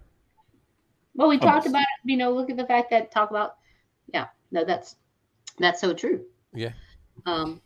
But what did you? I mean, what is the criteria though? I mean, do you judge it on the classic style? So putting Safford in it is not. So it's not your classic Italian Pils, obviously. But so does it lose for that, or does it? Doesn't matter how it was based entered. on how it tastes. Does it? Yeah, exactly. I would say that in that instance, you take a step back and you say, is this a well-crafted beer? Is it balanced? And then kind of, again, you have that discussion, because it is a matter of, is it a little too much? Because again, just because you can do something doesn't mean you should. And part of that is don't overhop something. I've never lived by that. Because here's the way I see it. The issue with hazy, with the whole issue with like hazy, juicy IPAs, it's just like making hot sauce. It is the idea Funny of that. Say that. It's about thinking about Scoville units and the fact that, I would make a hot sauce with the best Scoville, the highest Scoville units. Yeah, but it has no taste. There's no taste. It's just you put it on your food. With an IPA, you might as well just have just pour capsaicin over the entire. Exactly. And so I see the same thing with a lot of hazies and juicy, and the idea of, do you at least make sure you've got a strong malt foundation for those hops to hold up against, or are you just sitting there just trying to throw all the hops and all the IBUs at it, and you're just creating this unpleasant. I mean, frankly, that's why I tend to stay away from a lot of those, because I want to be able to have a pint of beer if I want to have a pint of beer. But right now it's going to be a lager or a Pilsner. It's going to be it's going to be a lager, because it's supposed to be a Helles or a Kolsch or whatever else, because I don't, a lot of those hazy IPAs, it's just, you get a point. I'm like, I can't do it. You can't, right. Exactly. They get tiresome. They wear your palate out. Well, on that note, let me ask you this. We talked about this, so we foreshadowed a little bit. What's your, I want to, let's do it this way. Let's switch it up. Stop overthinking this. No. Let's switch it up. We talked about the fact that there's a couple of new, but there's a lot of rediscovered styles out there. Okay. And you had mentioned to me that you're loving it, and I'm loving it, and Dave's loving it. So let's talk about that. Give us your take on it, because anybody's listening has heard ours already. So, okay. So first, we'll get back to that. Well, I'm gonna bring this up because I think this came up with your discussion with Joe David last week, was it or so? Sure. Yes, and that is, I always was a self-proclaimed hophead for a really long time. And then I never thought I would work at Jester King. I mean, I enjoyed the OG pure culture beers that were being made to establish can we brew a beer and brew it well? Can we build up the capital and now develop our mixed culture? But I was just like, I did not like the Toad Jam, Sweaty Blanket Farmhouse aspect. I didn't like the bubblegum Belgian estery stuff, right? I mean, like the bubblegum. Sure. I didn't. And I was studying for the BJCP exam. And we were tasting through all the different categories. And they're like, yeah, we're going to do Belgians. And there's so many of them. We're going to have to do it on 2 nights. I'm like, this is going to suck. And then somebody and so we would do it, and Hope Matt's not listening. No, I think he is actually. yeah, no. So I was like, this is gonna suck, and I had, of all things, I had a Bourgogne de Flanders and a Duchess, and I don't know if I had Cuvée de Jacobin then. I had it later, but for me, it was like the Flanders were like, bam. Mm-hmm. Flanders style is what busted open my palate from being a hop person. That's a really good style to get you into it. Absolutely. And then from then getting on and getting into the nuances of it. At the same time, Jester King was evolving its mixed culture and evolving and becoming this point where, and the way I say it with Jester King beers is you can't take them and line them completely up like here's this, that everything should be well balanced, but you've got Petite Prince on the light end, you've got things like RU55 on this end, but you can't line them up one after another because there's complexity. Because it's basically 4 dimensions. Exactly. So, yeah. Thank you very much. Yeah. Well, expanse. So we know sci-fi here, but exactly. Going back to the idea of, you asked me about these styles, is that sometimes it's just getting you out of your own comfort zone. Sure. And I always tell people is like, look, I am here to help disrupt your mind about what you think beer is or should be, why you don't like something. Also, and to expand your palate, because I had to do that. I had to expand out of this hop palate to get to Farmhouse, and then also not be and quit being Matt Bernelson came and spoke at the Blue Bonnet competition about hops a couple years in a row, and I was in there front row. This is awesome, exciting. And then he talked about malts. I'm like, boring.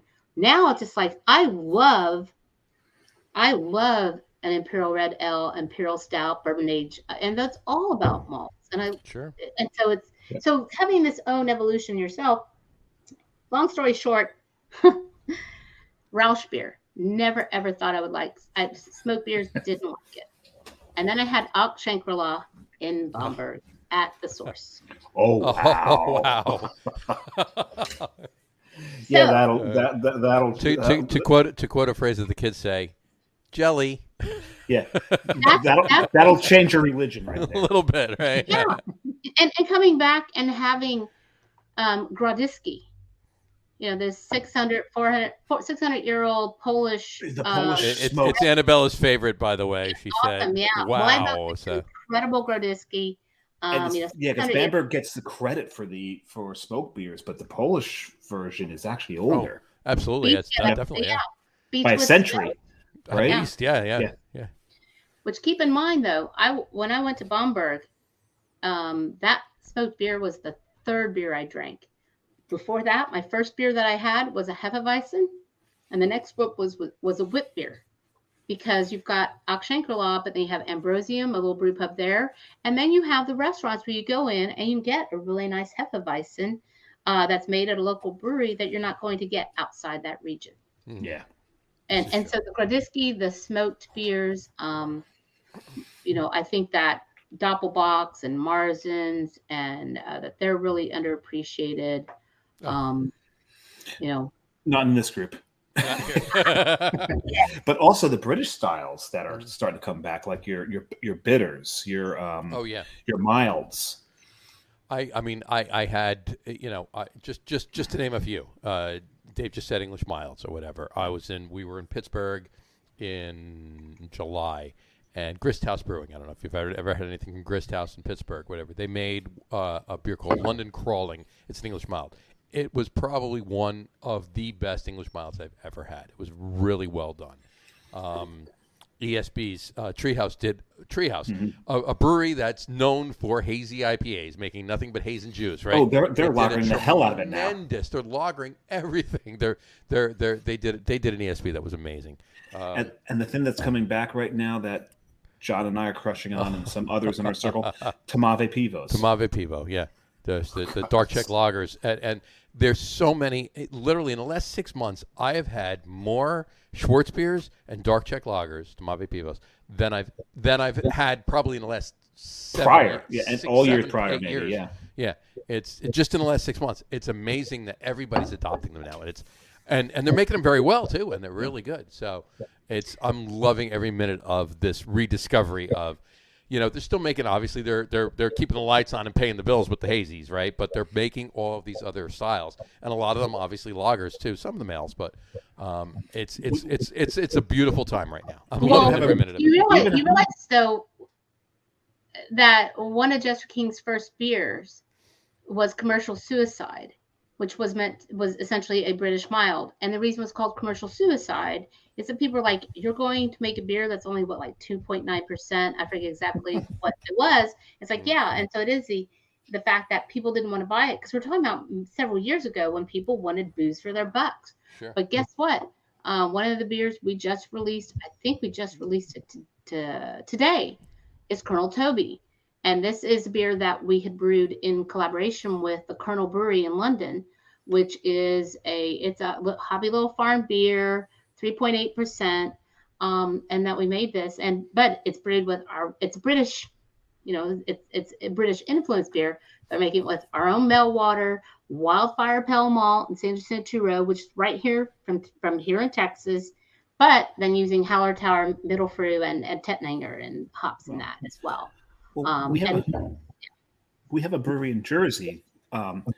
Is now re-releasing a beer that they originally produced. There was a Schwartz beer that they made called Black Wheat. It was their best beer, but it didn't sell. They found out that they could go to the hazy IPAs and the pastry stouts and sell a lot more beer by and doing make a lot that. more money. So, yeah, but now I think they've recognized that the trend now is towards the lagers. And so they're bringing back this Black Wheat, and I applaud it that it's coming back. I don't applaud the reasoning behind it. They should have been making it the whole time. If they should have never stopped making the damn beer. Yeah, they should never, because it was the best beer. Make small batches. Just put it. Just keep it on. It was a flagship originally for the brewery, and they opened 6 years ago. I think 6 years ago. 6 years. And John knows I've said this before. They became other half wannabes. Yeah, we've. It's funny because that we're having this discussion because we released 2 English style beers in the last week. Right. Oh, beautiful. We have a best bidder, the Meowsenry, that just was released. By the way, my pup's name, she's a Chihuahua mix. Her name is Maris Otter. That's beautiful. And then one of my cats is she's named Vienna. After Vienna malt. Also very nice. Speaking of Vienna, speaking of Maris Otter, I'm drinking a barley wine right now. Oh, there you go. You know there's some Maris in this. There's definitely some Maris in that. So Maris Otter and Vienna. Now those are malts, everyone. Yeah, now, from the hophead. From the hophead, right? Now, on the other hand, from another hophead, what's your daughter's middle name? Actually, it's her birthday today, as a matter of fact. Well, that's kind of why. Layla's middle name is actually Sylvine. Oh, lovely. And Patrick Nelson Sylvine. That's nice. So Layla Sylvine has a nice lilt to it, so it really worked. Layla Sylvine, right there you go. So very nice. So. There you go. But yeah, I'm loving every minute of this. This is it's almost like a renaissance. It really is right now, and I'm really loving. That's a great word for it. I was trying to find another word for it, like it's kind of a backwards revolution, but I think renaissance is probably a much better name. I'm liking it a lot. So I will say I'm really excited to see that the pro brewers are.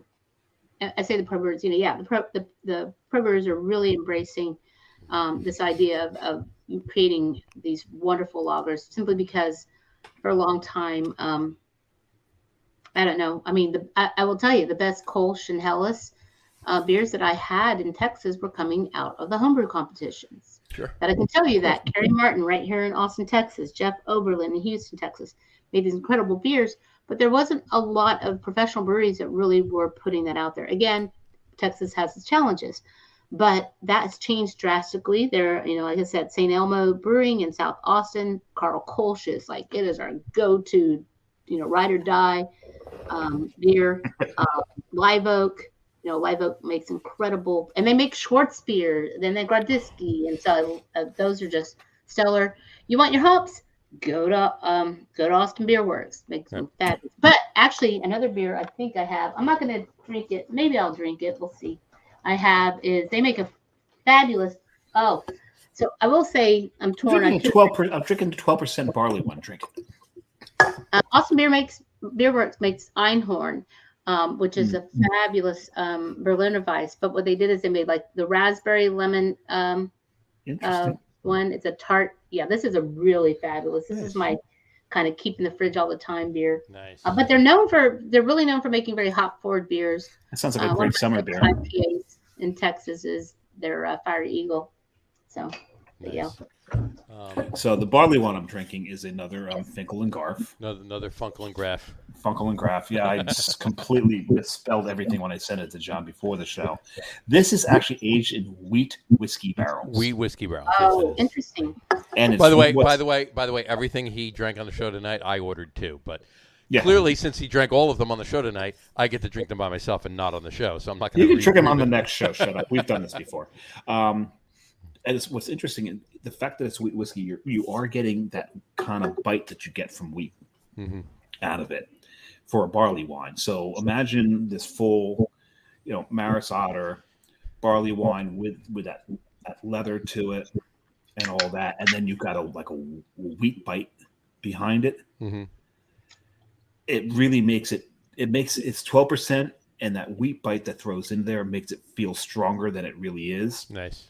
But when you start drinking, you realize, no, it's actually more approachable than that. It's just that sense of that bite. Right. Well, I like that.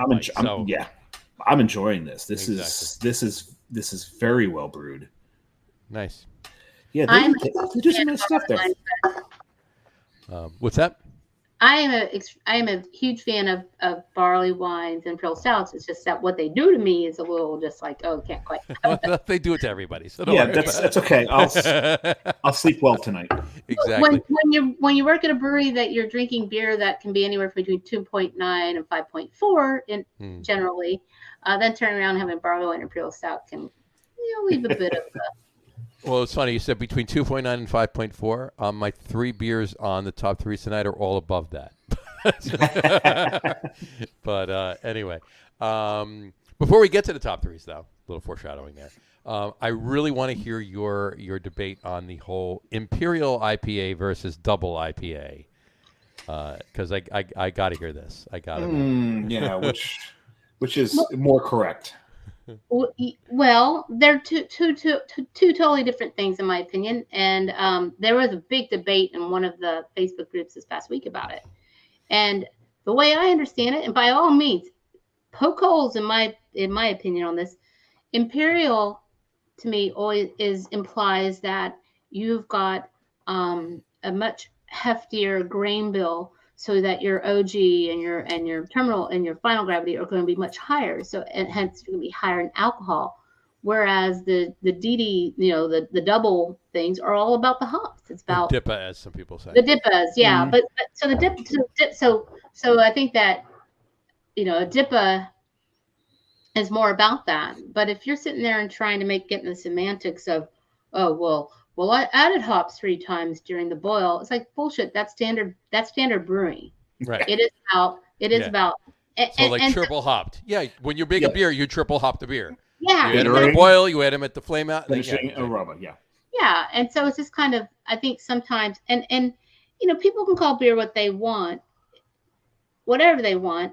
It just bothers me. The thing that bothers me most, that has bothered me ever in the most about this, is having a beer at a brewery that was called whatever the style was. And the brewer's like, yeah, no, it's not at all the style, but I just wanted to call it that. And what I said to him was, and he was fairly new brewer. I said, but you understand that if you call it an IPA and it's not an IPA, and someone comes in your brewery and drinks it, and they're either going to be influenced to go to another brewery and go, well, how come this IPA isn't anything like that? I said, so in a way, you're kind of like, you're not being a good player and being like, hey, at least and it's like, call a beer whatever you want. Just don't try to call it classic style and go totally off the rails. Yeah, we're talking alcohol content, SRM, everything, Sure. Well, they're just hurting themselves, right? The people are, if somebody's either going to come in and they're going to say that, okay, this is not an IPA, why are they calling it? Or they're going to say this is a very bad IPA because this is what I'm looking for. One or the other. So they're hurting themselves either way. So. Well, I call out Shiner not being really a Bach all the time. No, they call it a Bach. Is it truly a Bach? Well, because I mean, in the sense of the word, it is a Bach, but yeah, I mean, it's a very approachable Bach. How about that? Now, well, it's not a double Bach, but it's not meant to be a double Bach. Now, to you said to poke holes in your argument versus Imperial versus DDH. And this is not to poke holes. This actually makes support. But the term Imperial was originally lent to stouts. And it was lent to stouts because the Imperial family from Russia, the Romanovs, came to England. They tasted stout. They loved it. They wanted it shipped to St. Petersburg. Now, shipping back in the days was even slower boat than we have now because it's all by sail. So beers would go bad before they got it there. So the Brits were smart enough to know that they had to up the ABV to make sure that the beer survived to get to St. Petersburg. So they became Imperial stouts. Mm-hmm. So then the Imperial IPA stole that from the stout. The British did not brew an Imperial IPA to send to Russia. Right. That's an American invention. Sure. Yeah, right? Absolutely.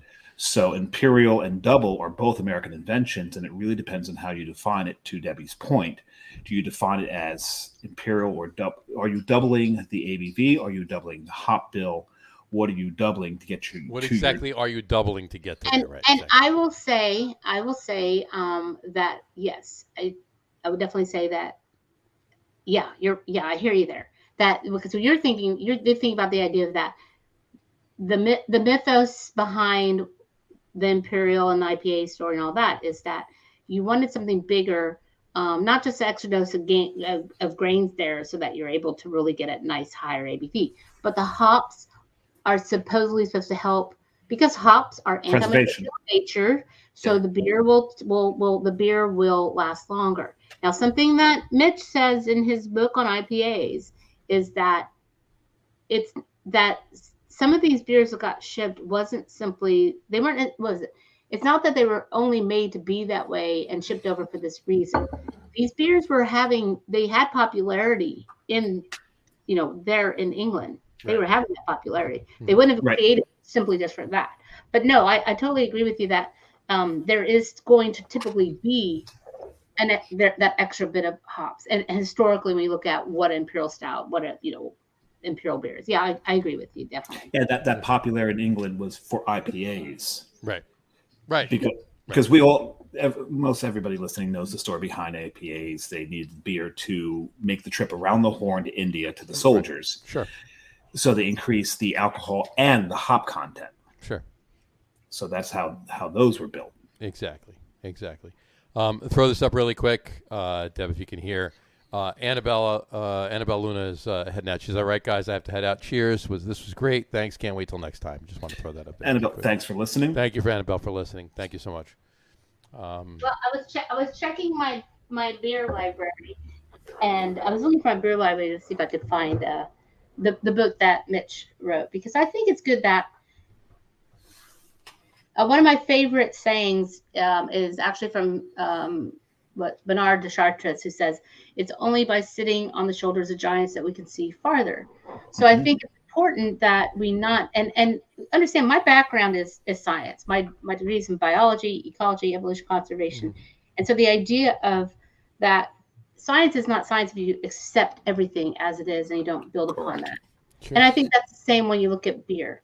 And it is that, these sort of challenging, it's not that you're trying to say, oh, you're wrong, or, oh, I don't respect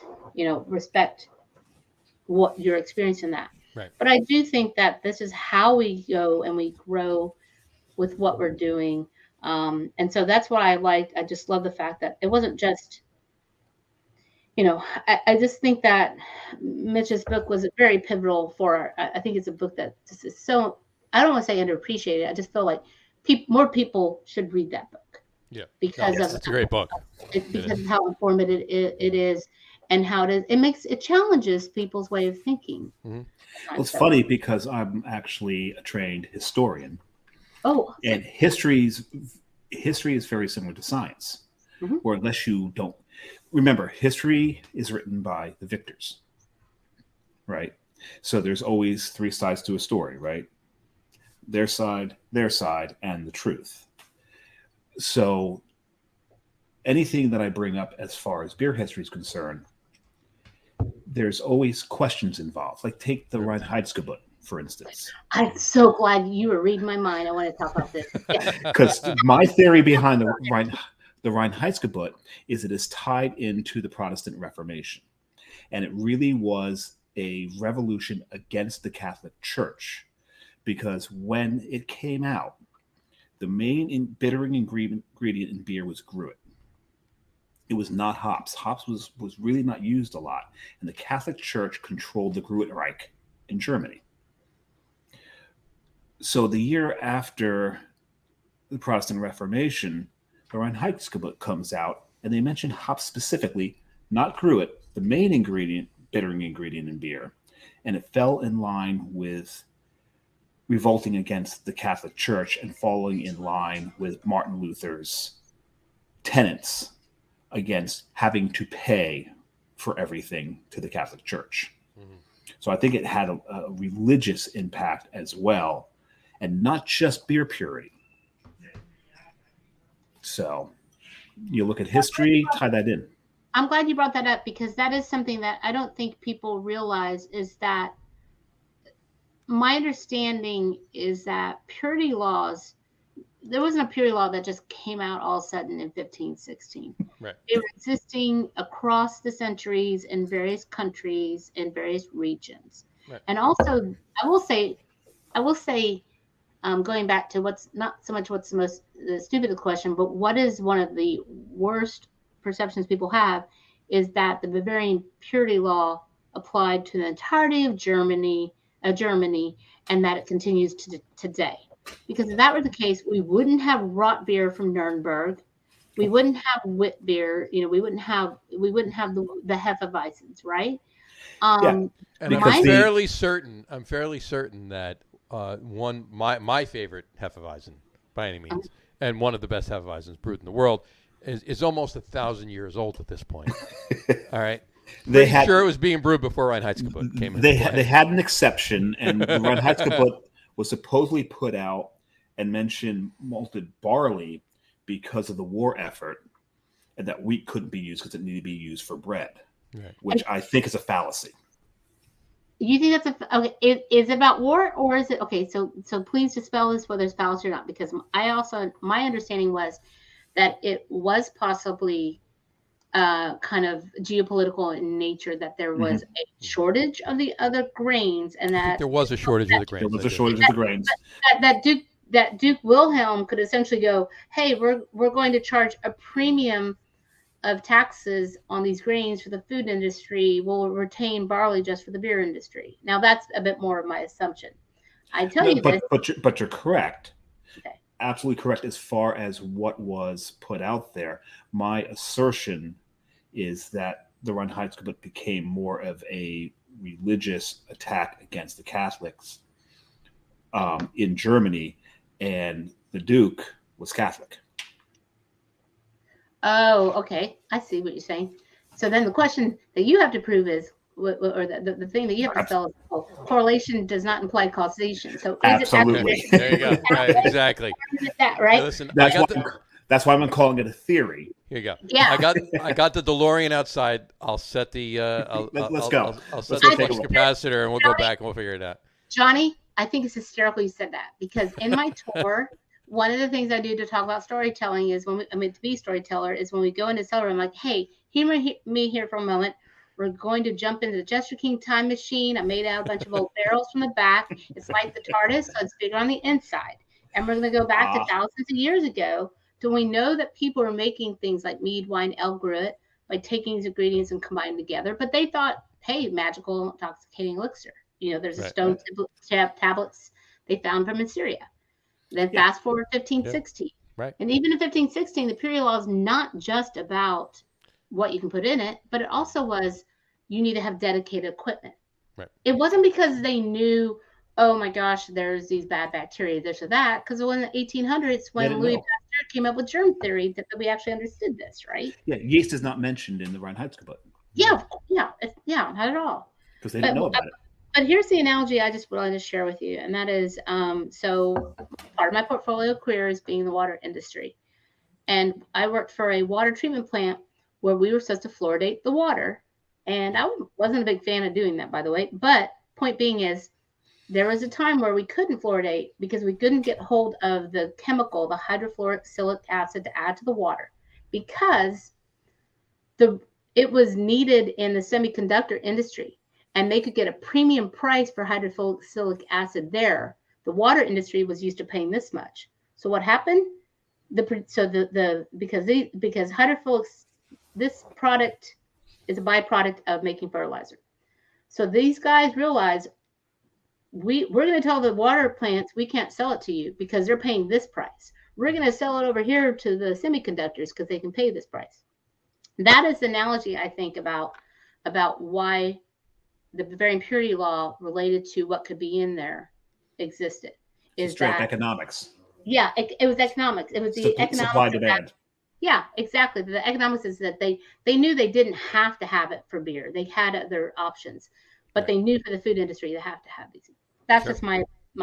That's fair enough. Yeah, that's good. So, yeah, like my theory is almost conspiracy theory, right? Religious conspiracy theory, and then you've got what was published as, this is the easy route. So usually, in most times, that easy route does pan out as true. Conspiracy theories rarely do, but a good chunk of the time, it's something in between. Yeah, fair enough.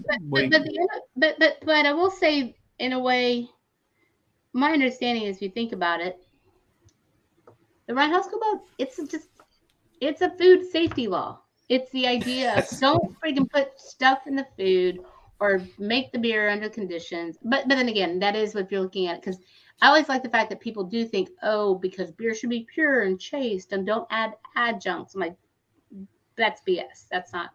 I don't think that's at all it. Don't the Germans pour syrups into their Hefeweizens? That's true. A liter of syrup in a Berliner Weiss, right? Yes. Hello, yeah, that's true. I mean, it's not. Yeah, exactly. So, anyway, But all right. speaking of German, because I picked up a book I was not looking for. Sure. Is I do want to give a little call out to talking about their Zoigl beer culture. Mm-hmm. It's my intent. I hope. I don't know if it'll happen, but I said I want to write a book that is basically about communal brewing. So it's talking about things like home brewing and brewing co-ops, but also if you were to say top beer destinations, it's to go to Germany and go to the Zoigl Stubes. This is a place where you can go. It's a culture that could die. You're talking about rediscovering and this and that. Is right. Get your butts when we can actually travel and go to these amazing, incredible towns where you go, and it's people who they have a communal brew house, and you've got the brewer, the communal brew house.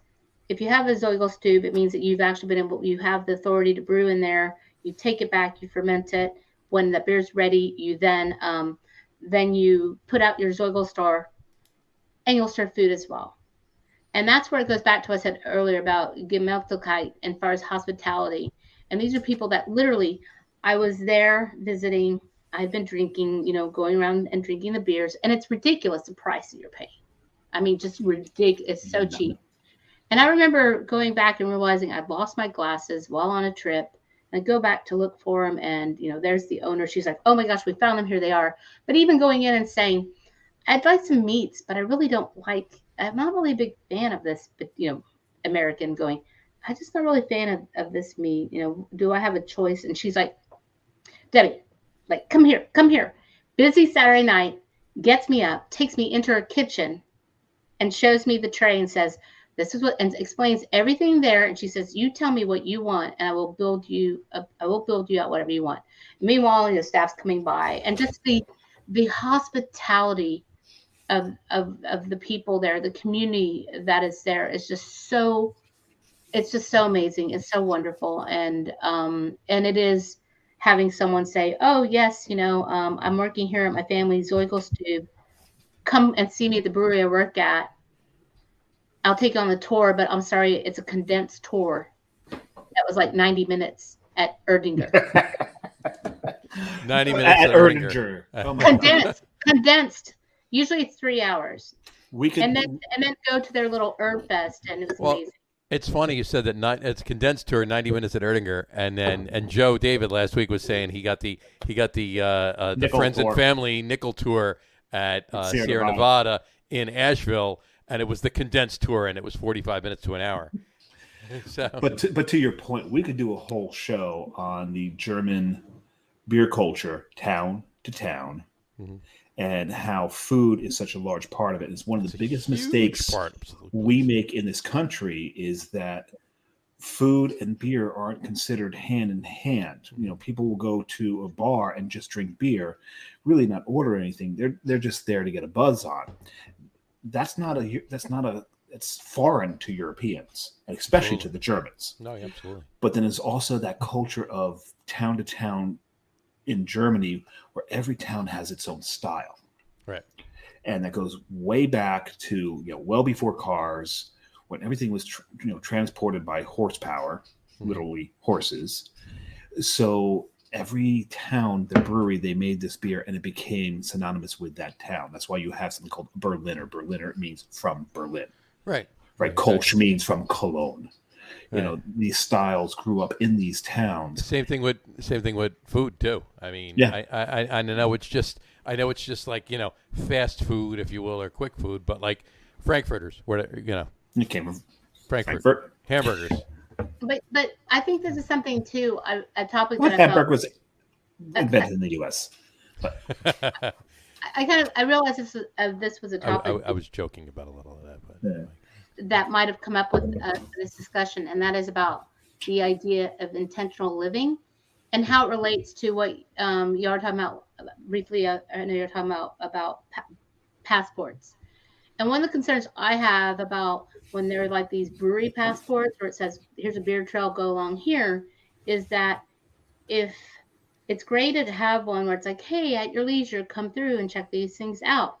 But then I find that if people get these brewery trail passports, it's like, visit all these within 1 month and you'll get this, is that then people aren't coming in and relaxing, enjoying, and having this experience.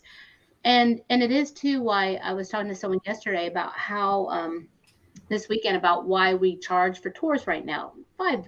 That's it. I said 2 reasons. One is, we had to ramp up. Can we make sure we pay staffing? But secondly, if you've invested money to be there, then that means I have to be there for you. Mm-hmm. And when it's free, people kind of come in and float in or out. Or worse yet, I would do a tour, and obviously I'm a talker. I want to give you an experience. It's 45 minutes. And when people are like, oh, I went on the tour, but it was too long.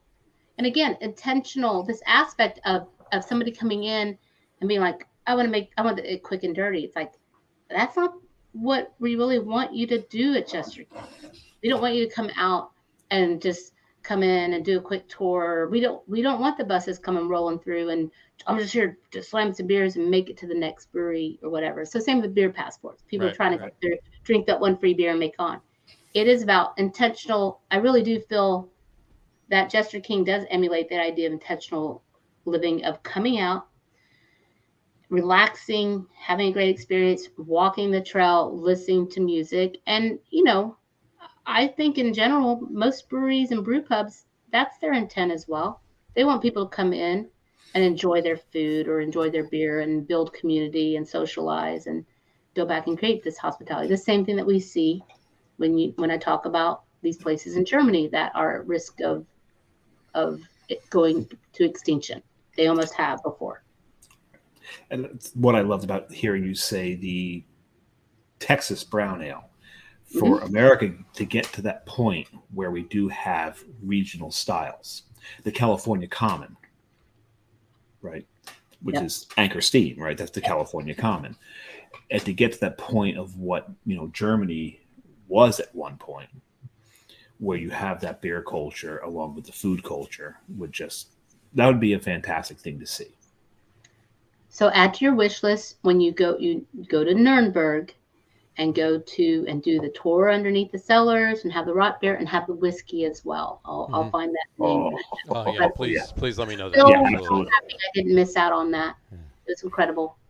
And Leon just commented too. He says, oddly enough, he grew up in Frankfurt, which makes him a Frankfurter, and I always makes knew him he a was, Frankfurter. I always knew he was a hot dog. hot dog. Yeah, Of course, he's a hot dog. Absolutely. So, whatchamacallit? Okay. and I relish the next time I get to drink with him. You relish the next time you get to drink him. I'm so glad you guys. I'm so glad you guys found me, because I don't know, the backstory is that I think Johnny had found about our Texas Let's Talk Craft Beer Facebook group, which is how many. Well, thousands. Steve. Well, we've known, Steve. Dave has known Steve for many years. Quite a while. Dave was actually the very first admin for the New Jersey Let's Talk Craft Beer group that Steve set up, and Steve's been on the show before. We've known Steve, and Steve had suggested to me to bring you on. So and I'm absolutely glad he did. So And This has been such a blast, you guys. I've done these things before. It's like I'm still so comfortable and just Oh, absolutely. I would love to do our top threes now. Yes, because John usually does not eat before the show like I do, and he's probably starving. That's all good. It doesn't matter. I've had a couple of really good beers. So let's do our top threes. And I foreshadowed it before Brian's, but obviously anybody that did see the Facebook post, they know what the top three list is. So tonight's top three list is indeed top three favorite Jester King beers. So why don't we let our guest of honor go first. Deb, please give us your top three Jester King beers. And I know this is going to be more difficult for you than for Dave or I, because you've had many more Jester King beers than either of us have had. So yeah, our selection's a little slimmer. I think it is where people will say, what do you feel are the two or three beers that represent Jester King? And I'm going to tell you, this was not one of my first top ones for a long time. Petit Prince. Petit Prince has been a staff favorite. We talk about, we call it teeter lovingly, having Edward Teeter hands, which is where you essentially take the bottle and you tape it and you But I love it. But there was a moment where I had a batch and it was so incredible, amazing. That's it. I'm done. I'm converted. And what I love about Petit Prince. It is truly the beer that showcases our mixed culture. It is very light, very approachable. I could have a bottle of it. The Petit Prince is penultimate.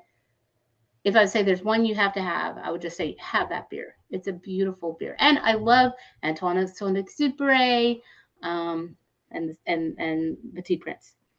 The second one that I usually don't tell people when people say, what's your favorite beer, is one that it used to not be very accessible because it was made once a year and it would sell out in a weekend. And that's Atro Rubicite. Atro Rubicite is a fruited sour ale. It's where we've made a Veuve Saison going through primary stainless, secondary in a neutral oak foeder, and then secondary re-fermentation on fresh raspberries. 7 pounds of raspberries per every gallon of wort in our last batch. It is now more accessible because we tripled production on it. So Atro is number 2. It would have made my list if I had remembered it. And number 3, number 3 is tough. I'm torn. So I will say, it's Sophie's Choice there. I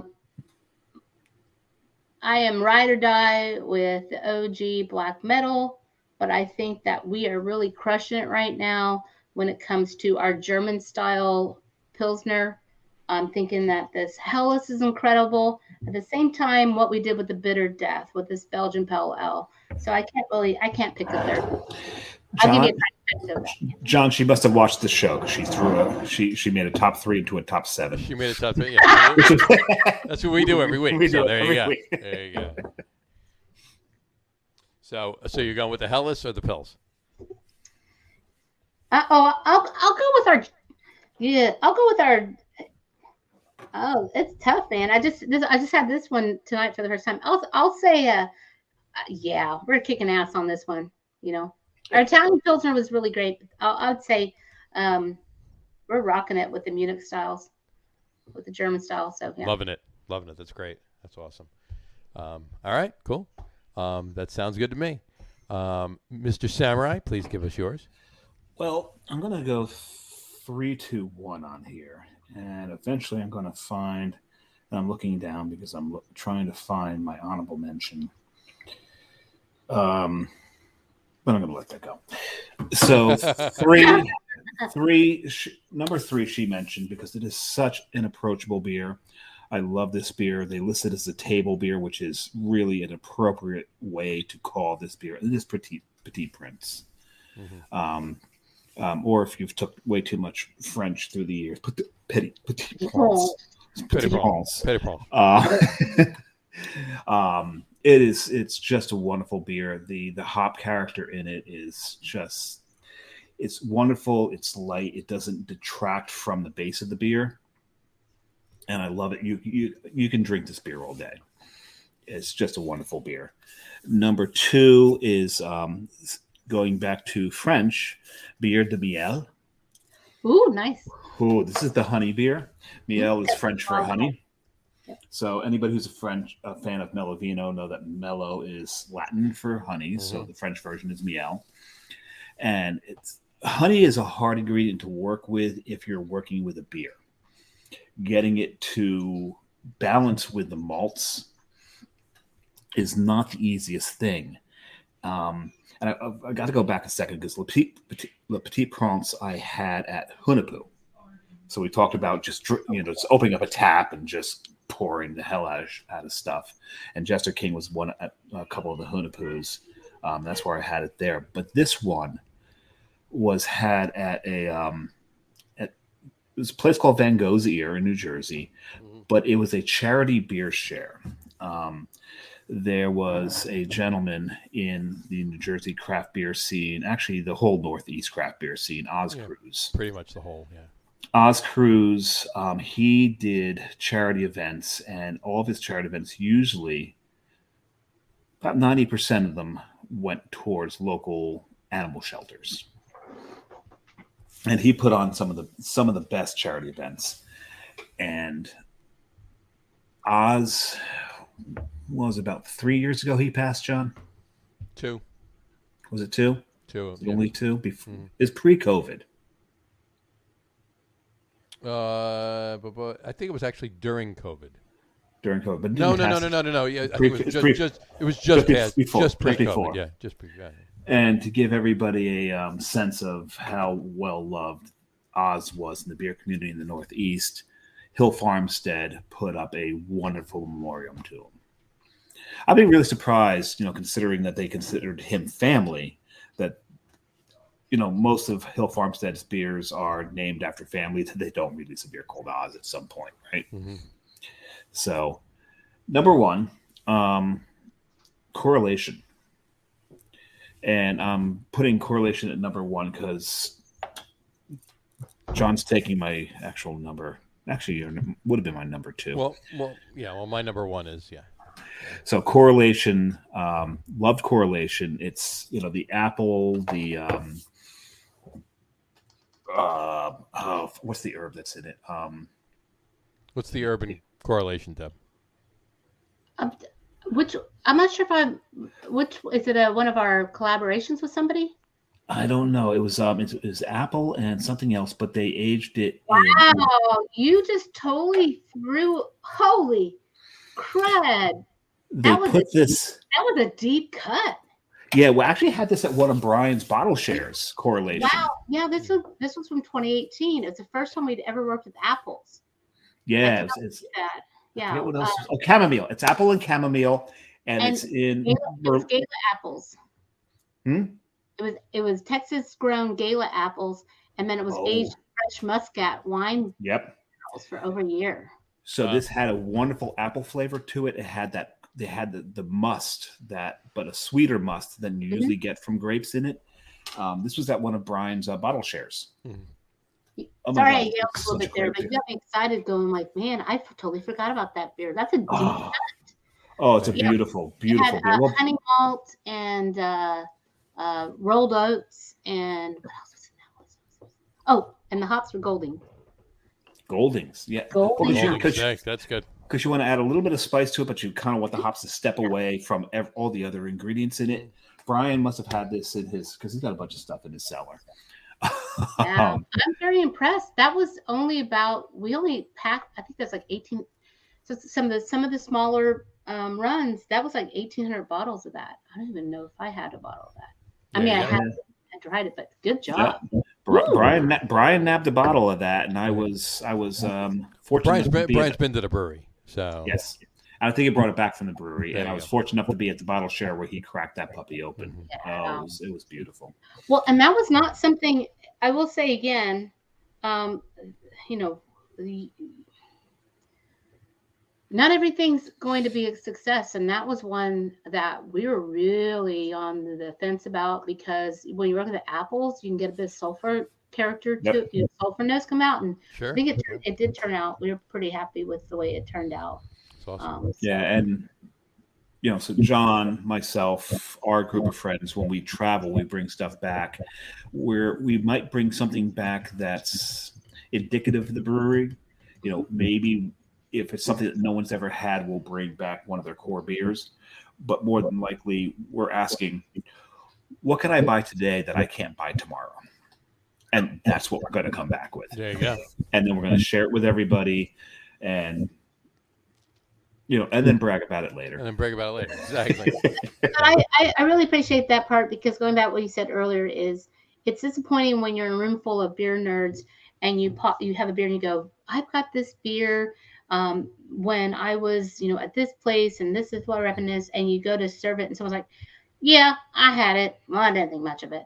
And that's when it takes away from the fun of it. So I'm so glad that I love the fact that you shared the story about this experience you had with correlation, and it being something that was just that creating that sort of persistence of memory. Right. Sorry. That's a great beer name. It's a great name for a book, actually. That's it. Or a movie, for that matter. Or a band. Or a band. Oh, it'd be a good band. It's a good name. Let's agree on that. There you go. But that's basically what our bottle shares. I don't want to say degrade to, maybe upgrade to, is we just all try to like most beer nerds, we try to outdo each other. Right. I don't try to outdo you guys. It's not outdo. I try to make you happy. Not make you happy. I try to make all of us happy. I try to make it's just something. I don't want to bring a beer that's going to be like something that's in the mix. I want to bring a beer that people are going to, oh, I remember that beer. That's right. Yeah, that kind of thing. But to step down from that, it's not just the, grab that whale from that brewery, the thing that they'll never brew again, but you also want to grab something that is from their core. If it's a brewery that we can't get in our state, right, you want to bring one of their core beers. This is what they always have on tap. Put that out there first, then hit them with that one-off or that seasonal. Sure. And this is what's always on their tap, but this is where they can go. Right. Exactly. So you want to get all aspects of what that brewery can do and what they're about. Absolutely. I call it out-Dewberrying it, because Dan and Joel Dewberry's are just the most awesome, zealots here. And they always will bring, for a long time, they would always bring, and like when I would bring something that they'd never had, when Dan Dewberry says, I've never had that before, I'm like, yes, I just out-Dewberry Dewberries, The funniest thing is, at these bottle shares, we have this one guy who shows up all the time. He claims to know nothing about beer, but he claims to know zero about beer. He makes fun of us all the time because he'll smell a beer, goes in a joking way, and he'll go, he'll go, this got a wonderful nose feel to it.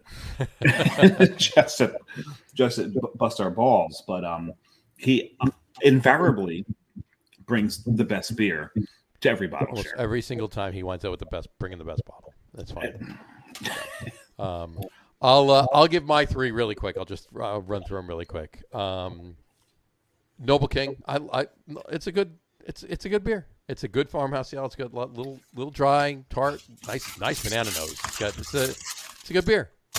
Is banana nose from what's in it, or is it from the it's esters from the yeast. Yeast, yeah. What you call it? Funk metal. I love a sour stout. It's such a good beer, and black metal. I mean, how can you not love black metal? So, and black metal being a farmhouse imperial stout, by the way. If anybody's I wanted to hear one of you guys say snorkel. Have you had snorkel? I have not had snorkel. Okay, we both said that simultaneous. Yeah. Oh wow, yeah. Snorkel is a very polarizing beer, but I think it's people. I will say when I travel, especially when I go up, my favorite, like walking into this is my bar. I just walked into is the Blind Tiger in New York, right? Oh. And I love Blind Tiger. Please. Oh my gosh, I love those people. I love Luke and Kathleen, and they're incredible. Kathleen is great, yeah. Mm-hmm. I'm just going and Susie and all. I mean, every time I walk in there, people are like, "Hey, Deb," hey. I'm like, I only come here once a year for a work trip, and you always everybody. But being there and just walking in, and I feel like Norman Cheers, and I'm walking in, and people are like, "Oh, Jester King," I'm like, "Who the heck are you?" But people are going on, "Did you bring me snorkel?" It's that kind of bar. It really is. Yeah, it is. Snorkel, the umami in that, and mushrooms. It's very poison. But great. This is awesome that y'all have Noble King, man. That's definitely a real. It's funny to say classic, but just the Noble hops, that is. I mean, it's a solid, really solid, really good farmhouse ale. It's got that great banana nose from the esters. It's nice, dry, little tart. It's really good. It's just really solid beer. Awesome. But yeah, so that's there. There you go. Those are my three. Great choices, guys. Yeah, thank you very much. Appreciate it. There you go. All right. Well, look, thank you. I mean, this has been great. Absolutely. Thank you so much for coming on the show. I really appreciate it. And thanks to Steve and Caro for suggesting you come on the show. And trust me, you will be back on the show too. So. I'd love to talk. Definitely more about like what we're doing and where we're going with. Yeah, definitely. Not just Jester King, but like a lot of the efforts I'm putting out there right now, working with Lifting Lucy, increasing diversity for Black and Indigenous women of color in the beer industry. Sure. Pink Boots, where we're going, because I do membership engagement outreach. I just had a call today about that. Right. And also, we can always talk about whiskey. Maybe we can bring my friend Dan from Glenmorangie, so we can talk about barrels and beer and barrels and whiskey. Because Glenmorangie would be great. Yeah, that'd be. I'd like that. That would be a good. and I know that. We'd have the Whiskey Whisperer would very upset if he's not invited to that. Oh well, if you come on and you bring Dan on, we're going to have to get Tom on. So yeah, I will get right on that. I will talk to Dan. We'll get back. Dude, you better book a couple hours if Dan's going on too. Yeah. Well, we'll have to make sure I eat before. Yeah, so you might want to eat before the show. Well, especially whatever we're drinking on the show that night, it will have to be definitely. Prime, oh my God! You're gonna wait a second. I do blame him for all of the money I have spent though on whiskey over the years, because it was going to an event that was arranged by somebody named Jester King that I came in, and that's when I went to that moment of, and we can talk more about how Jester King also helped me get into peated whiskeys. Oh, beautiful. Absolutely. John? Yes. So our next show is February 8th, correct? Our next show is next Tuesday. Yes, February 8th. It is actually International Scotch Day. It is International Scotch Day. And Matt and I will be doing the show with you, and Matt and I will be on location doing the show with you. You will. It won't be about Scotch, however. It will not be about Scotch, no. Oh, we should have planned this much earlier. We should have figured it out, but that would have worked so well. Hopefully the location we'll be at, which will be undisclosed, which will be disclosed next week, has maybe a I don't know, wee heavy maybe or something along those lines, so we can actually. I may have to go out and get a nice bottle of Scotch for that show. We'll have to figure it out. But again, Deb, thank you for coming on. We'll definitely work on that with Dan. We'll definitely book this show. We'll definitely get it together. I would love to, But proceed also, with. We want to hear about more of your projects. We want to hear about the projects too. Yeah, so many. I mean, we literally, honestly, folks, we literally scratched the surface of Deb's projects. So we have much more to talk about with the surface of her portfolio. There you go. And if you get up to Jersey to do your research, then that could be another another show when it's either during or when it's complete. I'd love to have Jeff on the show. Yeah. Yeah. He's a legend in the New Jersey craft beer scene. Yeah, that'd be awesome. We can do that. We should do that. We'll put that together. So yeah, and it's funny because with Jeff, when I first met him, I met him at Carton Brewing. Augie introduced us, said, Dave, this is only one. Dave, this is Jeff. Jeff, this is Dave. And he walked away. We talked for about an hour or so. When he came back, to begin with, all right. After an hour, Augie came back, looked at us. There's two. I won't go to three.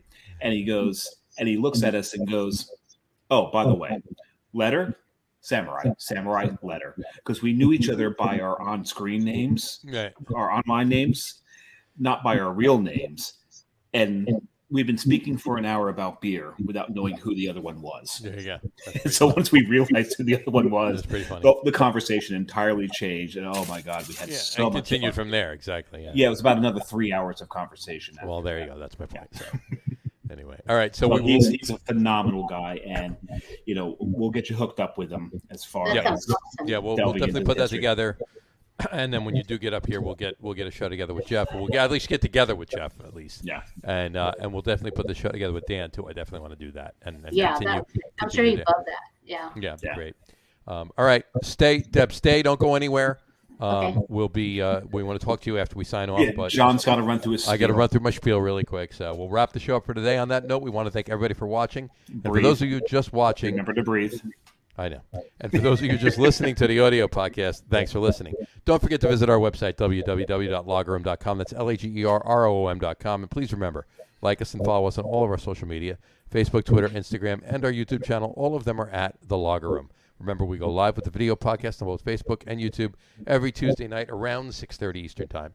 And for those that you just want to listen to the audio podcast, you can do so. Say around 7. It's closer to 7. Well, it depends. But around 6:30. So for those of you who just want to listen to the audio podcast, you can do so on Apple Podcasts, Spotify, TuneIn, Stitcher, Google Podcasts, Amazon Music Podcast, and iHeartRadio as well.